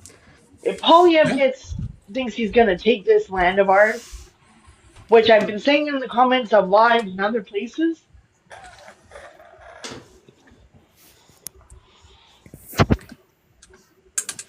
Sorry, is there more? Yeah, you cut out there. Yeah. Marcia, Okay, your that's microphone's okay. off. Smarshy's on mute. That's okay. Joe, what do you have to say? When Smarshy comes back, we'll let her finish. Absolutely. So this is all. I think this is the big thing in regards to just keep the population absolutely listening because, again, everybody's going to be absolutely paranoid. Is it going to be the religious police? Is it going to be the bounty hunters? Is it going to be whatever other force that they're right now working on to keep people in check? Again, he's going also against all woke. We know political prisoners was one of the first things to be in the original, uprising of the mustache guy. This isn't much different. no, You're it's also not. putting no He's This is missing the any same. elements of Christianity. It is exact same. This is the same. Yep. It is actually this. It's worse. It's actually worse And because everybody- it's on a much bigger scale. Sorry, I have a Go line ahead, really Smarshy. bad. I have a really bad lag here. So I That's think you okay. guys are done and then yeah, okay.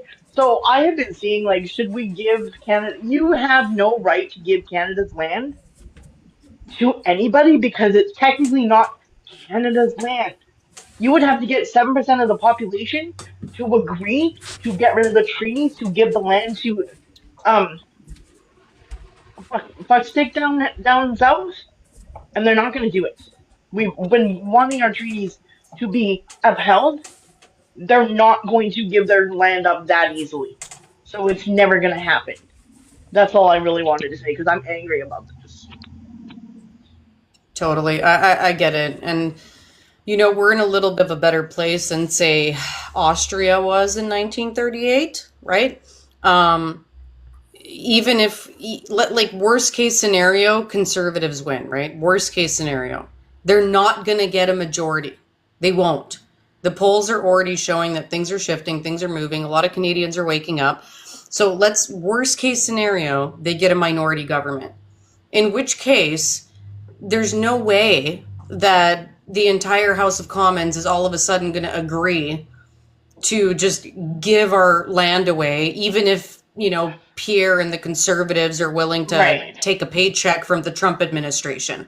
They won't have that power, even if they are in power under a minority government. So at least we have that. But it's still very unsettling, obviously. Like, it is very, Right. very unsettling.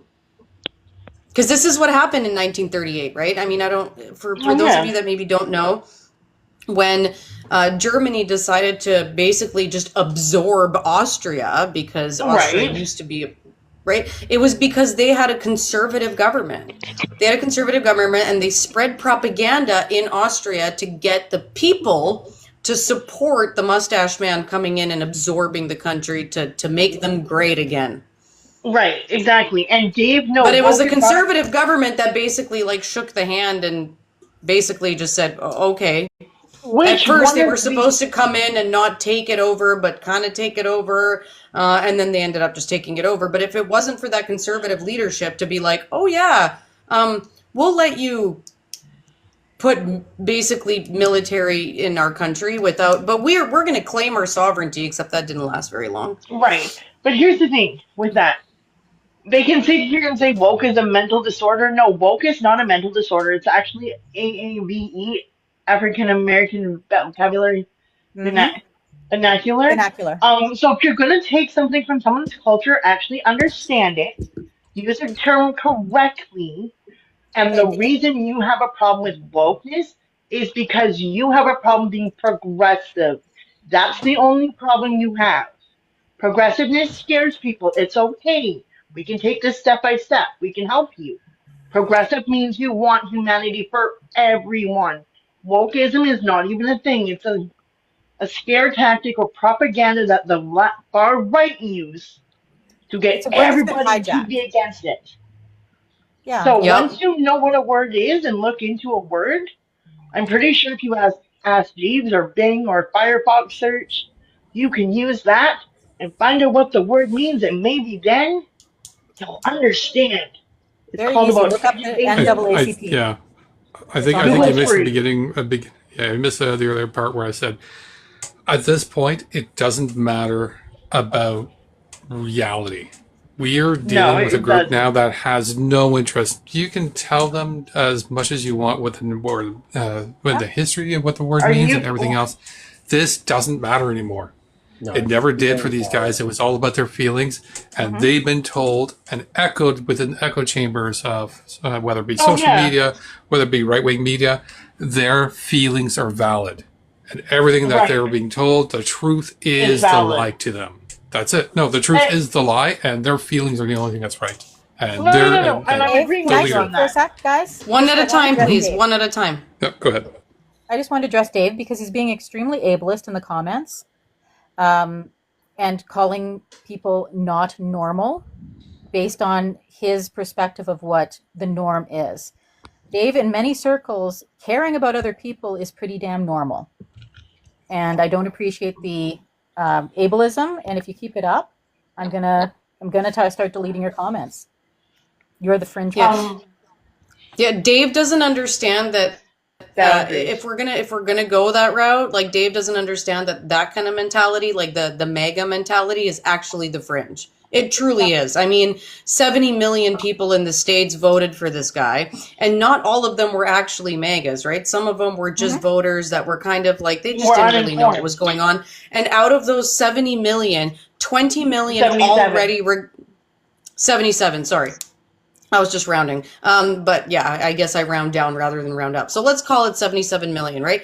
And if about 20 to 25 million are already regretting their votes, which we know there are, right? The most Googled phrase after that election was, how do I change my vote? It started happening at the beginning, and then it really is starting to happen now, especially with the farmers. Like, people are really seeing this. All you have to do is Google mega regret. So let's say that 25 million regret it, right? So that leaves them what, with 50 like true megas. And by the way, that's breaking down too, because a lot of these people realize that, like, we didn't vote for Elon. Why is Elon now having so much power? So let's call it 50, right? What's 50 out of 350? That's the minority. That's the minority. 77%, 77 million people voted him in, and we'll say about 50 of them are actually true people who understood what was going on and knew what they were voting for. That's 22% of the population. So we go down to 50, what is 50 million? What is the percentage of 50 million people out of 345.7? I'm just going to round. I'm not going to bother to be like Yeah, 100% that's of specific eligible here. voters. 345 million aren't eligible voters. It's about, No, that's the thing, right? Like 345 million point, It's about 345 point, 1/7. it's not 1/7. yeah, Okay. it's about Okay. like, it's anywhere from like 12 to 15% of the population. Right. Oh my Right. God, And that's at the end of the day, like, there's a lot of people who don't vote. Even in Canada, Canada's even worse for it. We have an insane amount of apathetic people that don't vote. Those people don't even really know what's going on. And usually when they find out what's going on, they make pretty good voting decisions. So we are only dealing with a minority here. So when people are saying, like, oh, this is, you guys are the minority. No, we're not. We're really not. Oh, And like, this isn't, I'm not trying to be rude or anything. I'm just trying to be very factual when looking at the numbers. That's it. you're And I good. just want I don't take it as you being rude. I found I know, I was more so talking to the commenters. Go No, ahead, it's okay. Pumpkin. there is a video that I stumbled upon today called Don't Be a Sucker. It's from the US National Archives. I believe it dates back to like 1948. If Oh you my have the God. time, it is about 25 minutes to watch, I think.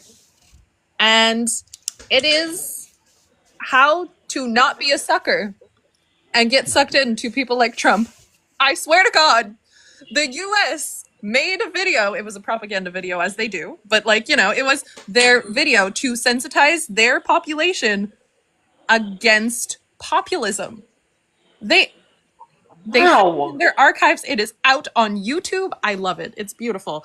They think that they were the ones who stormed Normandy and were successful there. They do not mention Canada. That is Nope. typical They Americanism. don't. They'll never mention But Canada because Course they Canada don't. helps I them all the think time. everybody should watch this video. It's amazing. I love it.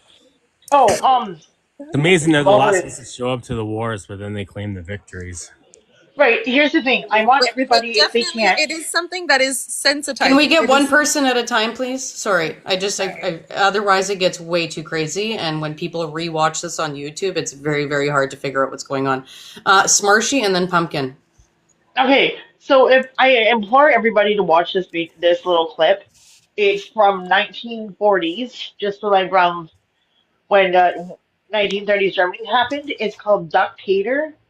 It's actually a cartoon version of Donald Duck as Yahtzee Man, and he comes out looking like Yahtzee Man. It explains the propaganda to a fucking T. It's really wild. I'll actually send you the link. I'll put the link in. If anyone who's on here wants it, I can send you the link. Perfect. because it's fucking wild. I How think it's I think I know which one you're talking about. I think I've seen it. yeah. But But my put it in friend the sent link me just that. below. Yeah. Pumpkin? Oh my God, Dave. Sorry. Go ahead, Pumpkin. Anyway, I just thought that it was very interesting that the US had actually tried to sensitize their citizens to be like, hey guys, don't fall for populism. This would be like very bad for us. We just dealt with this whole thing, you know, in the war in the World War II, and like they tried to sensitize their people to this. And I think in Canada, we really should have done the same thing. We should still be doing the same thing right now.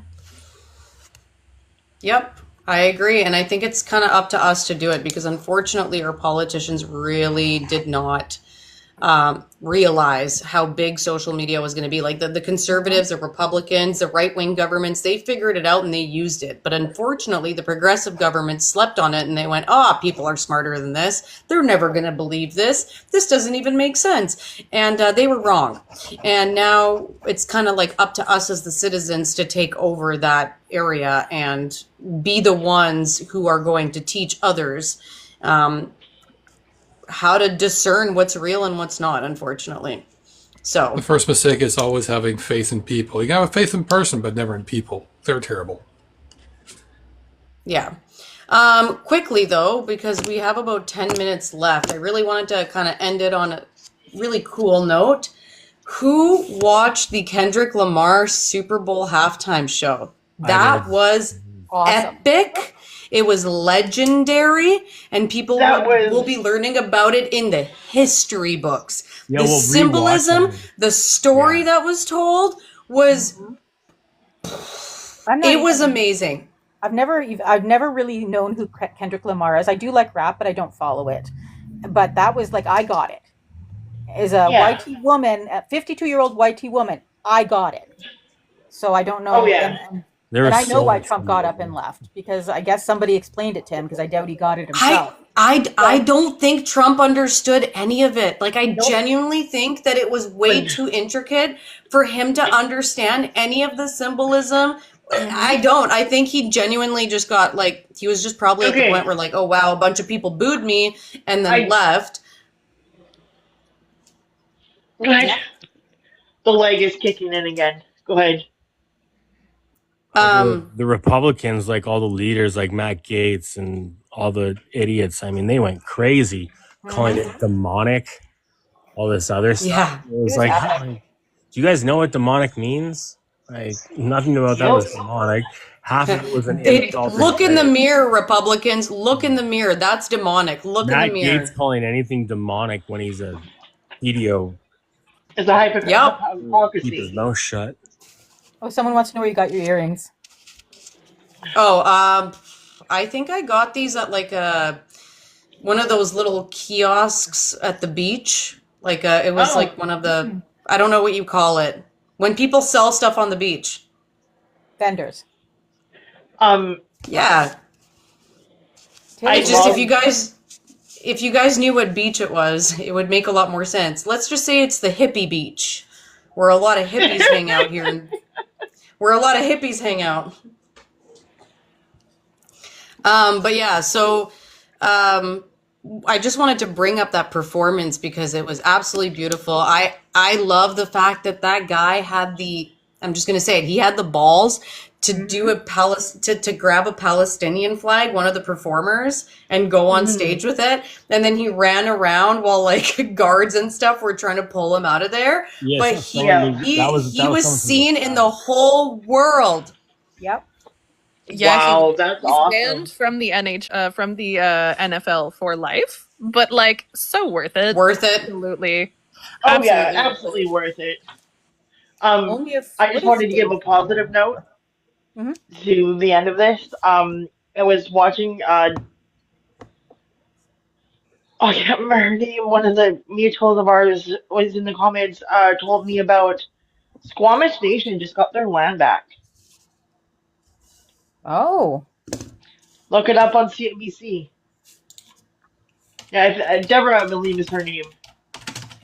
Told me about the Squamish Nation getting their land back. Squamish Nation recently regained a significant piece of land known as, oh, I'm not gonna say this properly. Oh, Desiree, sorry, Desiree. Seneca, located Seneca? at the foot of the. I don't know how to say it properly, so I'm gonna need help with that. But it's Yes, it's spelled. I Seneca. mean, it's Seneca, okay. Located at the foot of the Burrard Bridge in Vancouver after a long legal battle, marking a major step towards reclaiming their traditional territory and developing a large-scale housing project on the land. This development is considered one of the biggest First Nations economic projects in Canadian history. Cool. Awesome. Yep. Definitely a good way to kind of end things off tonight. And Yep. with that, I want to give you guys a chance to kind of say your piece, whatever you want to say to the audience, whatever last thoughts you have on anything that was talked about tonight. Yeah, I'm just going to give everybody a minute. I'm just going to start top to bottom. So Smarshy, go ahead. 1 minute. I just wanted to say you guys are loved, blessed, and valid and important. And if anyone tells you, tell them to go F themselves with a cactus. I love you. Thank you. Jana. I missed some of the beginning, but I just wanted to say to anybody who is still in the conservative camp, you might want to look at the difference between patriotism and nationalism. Please. We talked about that tonight, actually. Did we? So Because yeah, I just did a video on it, but it's a very obvious difference when you know what to look for. Trump is all nationalism, and so is PP. He's turned to nationalist attempts, which is really weird since he's been saying Canada is broken forever, and now all of a sudden he's running around with a flag and red tie. And the red Yeah. tie is interesting. Like I see him mimicking so many Trump things that like just little red flags everywhere, like just the red tie, even a plain red tie. That is totally a Trump thing. The Canada First, terrifying if you look at what it's pointing to and its history. Like that's incredibly unnerving. And if it's not unnerving to you, you're not paying attention. And basically, all of his hate mongering, and just seeing him smile the other day was creepy because he never does it, and it just doesn't look normal on him. But yeah, he's telling you that everything's broken and that he's the only one that can fix it, and everything is not broken. And PP is the opposite of what we need to move on and move forward after COVID and after a Trump win, or whether it was a legal win or not, he's still the president right now. So we need to deal with that. And I cannot in a million years see PP doing anything but just bowing down and selling out to Trump.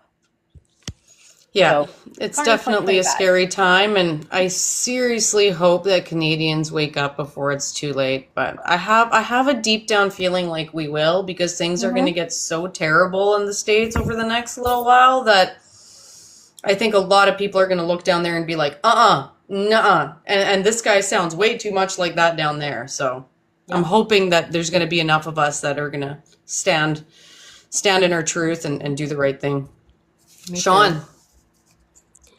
Yeah, I was talking about Pierre. If you look at his interview with Jordan Peterson, and you look at like his last couple of days, he's lost his smugness. Like it looks like he's still trying to put it on, but he doesn't even believe in himself anymore. It's like all the hot air has just escaped his head, and he's just like going on fumes now. Which I don't know. I just feel very vindicated about that. So yeah, like I hope that he just plummets in the polls and then he just disappears and goes away from Canada, not Canada, but like public life in Canada altogether. Like we don't need him.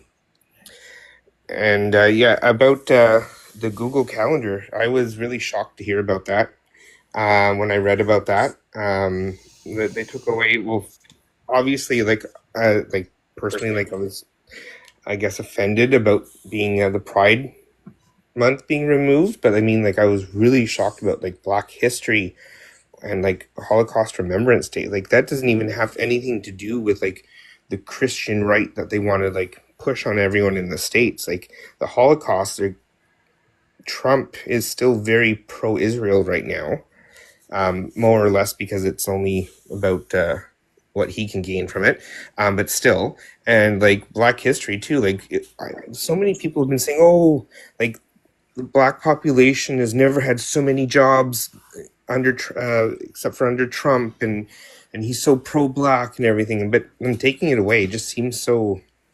I don't know. It's definitely suspicious, and I'm not happy about that at all.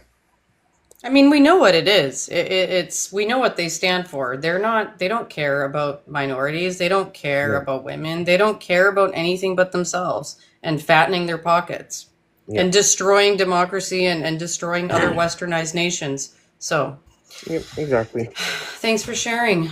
Angry. I just want to say that I mean it's been great to see Canada come together as a whole. You know, even both sides, which we've been so divided for so long, that everyone is coming together to all support Canada and buy Canadian products, not buy American made stuff, which I think we need to keep doing. And I mean, other countries are going to get in on this: Australia, New Zealand, you know, South Africa, Congo. Like everyone's going to start getting in on this. So it's been nice to see everyone come together. Um, and yeah, like never vote Polyev. He's an absolute Trump bootlicker, and he'll roll over like the little bitch that he is so quick. It'll be mind blowing. Him and Danielle Smith will absolutely sell out Canada to the US for pennies on the dollar. So Yeah. let's just make sure that we keep Canada. Like I think Doug Ford will too. Doug Ford will too. That's why we got he to. talked a big game and then he completely 180'd. So yeah, Yep. I have no trust in him. So let's keep Canada. Like, and let's not back down. Like, we can't be spineless little wimps. Like, I know it works for Polyev and it's worked for him for 20 years, but you know, being spineless isn't that cool. So let's all stick together, even the right and the left. But let's let's be smart about who we vote for here. You have a guy in Carney who is one of the most well-educated people in finances in the world, who Harper brought in during the 2008 economic crisis, and he fixed it. And they, the right loved him then, but now they hate him because he's not working for them. Polyev loved him back then, but now he's, just calling him everything he called Trudeau, which is a complete joke because he has really nothing bad to say against him, because his policies are all great. So, and he's calling him carbon tax Carney when he's getting rid of the carbon tax, which is funny. But let's vote in somebody with a Harvard and Oxford education besides not a paperboy who has been in government for 20 years, has a $235,000 pension, spent $20 million in ads in the last 2 years for himself. And let's bring in, a guy that is fiscally responsible. So that's what I got to say. Thank you. That was great. Joe. G'day. All right. So, my concern right now is, especially right now with these small kind of groups, like I said, that are really building up and trying to keep the population on their toes. I know up here they're going to be trying to sort of bank on that. But luckily, or hopefully, we're going to be able to see through it. Again, don't underestimate people to be fooled. Don't underestimate what they're going to try to do. Be vigilant. Be aware of it. Again, talk to people. Groups of people, mobs, they'll do dumb things. But if you can take people to the side and start talking to them, start to see what they're doing, see what they're feeling, you might be able to break through a couple of them. Just as long as we can get something enough to not get a majority government. Because that's when bad shit's going to happen. And then we'll deal with the next leg. Yeah, and fuck for that too. Yep. I love that you snuck that in at the end. Pumpkin. I think last but not least, we need to definitely pay attention to what is happening. Always double check your information. Places like the AP are really good at fact checking. Always fact check. Fact check is very important. And just because it feels good to hear your favorite conservative person repeat a line doesn't mean that line is true. You need to critically think. If somebody is trying to divide you and tell you that everybody else is your enemies, then probably that person has bad intentions. They're trying to get you to follow their narrative, and they're blaming the wrong thing, because the problem is always capitalism. That's always the real reason why we're having a hard time. I would even go to say that, like, it's unchecked capitalism, right? Yes. It's unchecked capitalism. That's what the biggest problem is, right? The fact that there's no more checks and balances, and now we have the biggest wealth gap we've ever had in history. Yeah, I would say that too. Yeah, It's not your neighbor, it's not the trans people, it's not the Mexicans. It's unchecked capitalism. 100%. Just like Laverne All right. Cox said, it's the wrong 1% you're going after. Yeah. And Saucy, I see that you're American and you want to join, but we're actually just closing the live right now. However, that actually leads me into the ending of the live to tell you guys about the fact that we do have shows every night. So I'm going to tell you about what shows we have, and then I'm going to close off the live. But you can come and join us on a different evening. We're here pretty much every single evening out of the week. And so on Monday, we have Indigenous Matters with Treaty Birder. And that talks about the effects of politics on Indigenous communities and how Indigenous people can affect the political structure. On Tuesday, obviously, you're here. It's me. I'm going to be just highlighting the biggest news, and then we're going to have a little bit of an open panel to just talk about the news that I presented. Wednesday, we have the Mossy side with the Progressive Moose, the messy side of politics, doing deep dives into weekly topics. Thursday, we have two shows. One that's a little bit earlier in the day. It's going to be 1 p.m. Pacific time and 4 p.m. Eastern time. And that's called the Navigation Station. And this is all about education, resources, and solutions to help navigate the Canadian political landscape. So that's a great thing to tune into if you just want to learn and get educated on politics. And then in the evening, at the same time as News Hour, so 5 p.m. PST, 8 p.m. Eastern time, we have Truth Through Discourse, and that is going to be our open panel night of friendlies, where we just have weekly discussions on relevant news topics or social issues. Friday is debate night, so it is it's called Polititalk.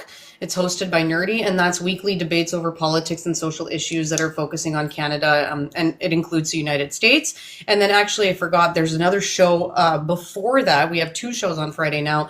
There's another one that starts at 2 p.m. Pacific time, 5 p.m. Eastern time, and it's called Canadian History with the Purple Crayon. So this is all about Canadian history prior to Canada, like, you know, when it was actually formed as Canada. So it's got a BIPOC perspective on our history, which is really, really good, really interesting. And I really suggest that people tune into that, because so much of the history that a lot of Canadians know is just the history that was taught to them by their colonizers, right? Let's just be honest. Saturday, we have, again, two shows. We have Breaking the Dam.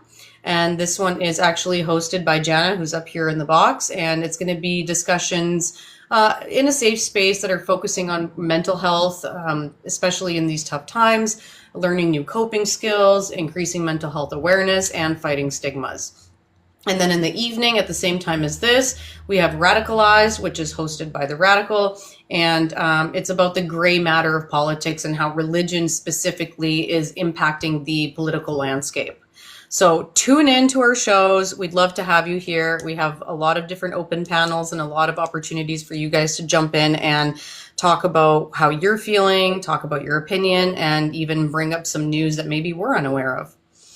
So we are not on a different platform yet. All the live shows are only on TikTok, but we do upload all of our live shows onto YouTube. So you can always check out our YouTube channel, Beaver Politics, and that's where everything's going to be updated. Also, if you guys want to join our Discord, if you want to join our community, the link is in our bio, so you can go ahead and join through there. And that's going to be it for tonight. I'm going to wrap it up. Thank you all for being here so much. I really appreciate every single person that takes the time out to come and listen and to come and participate. And I hope that you guys all have a wonderful rest of the evening, a wonderful rest of the week. And I will see you on another day. Usually I know that you see me on Thursday nights. It's usually me or Mrs. Radical that's going to be hosting Thursday nights. But this coming Thursday, it's going to be definitely hosted by Miss Radical because I'm actually going to go see Adam Kissinger give a speech at a university here. So, and yes, he's an ex-Republican, but he's a good guy, and he's kind of doing a world tour, especially North American tour right now, to talk about the dangers of the Trump era. So I'm gonna go listen to that. I'm gonna be taking notes. I'm gonna see if I can make any videos, and I'll be reporting back to you everything that he said. Dope. Awesome. All right, guys, have a good one. Thank you for joining.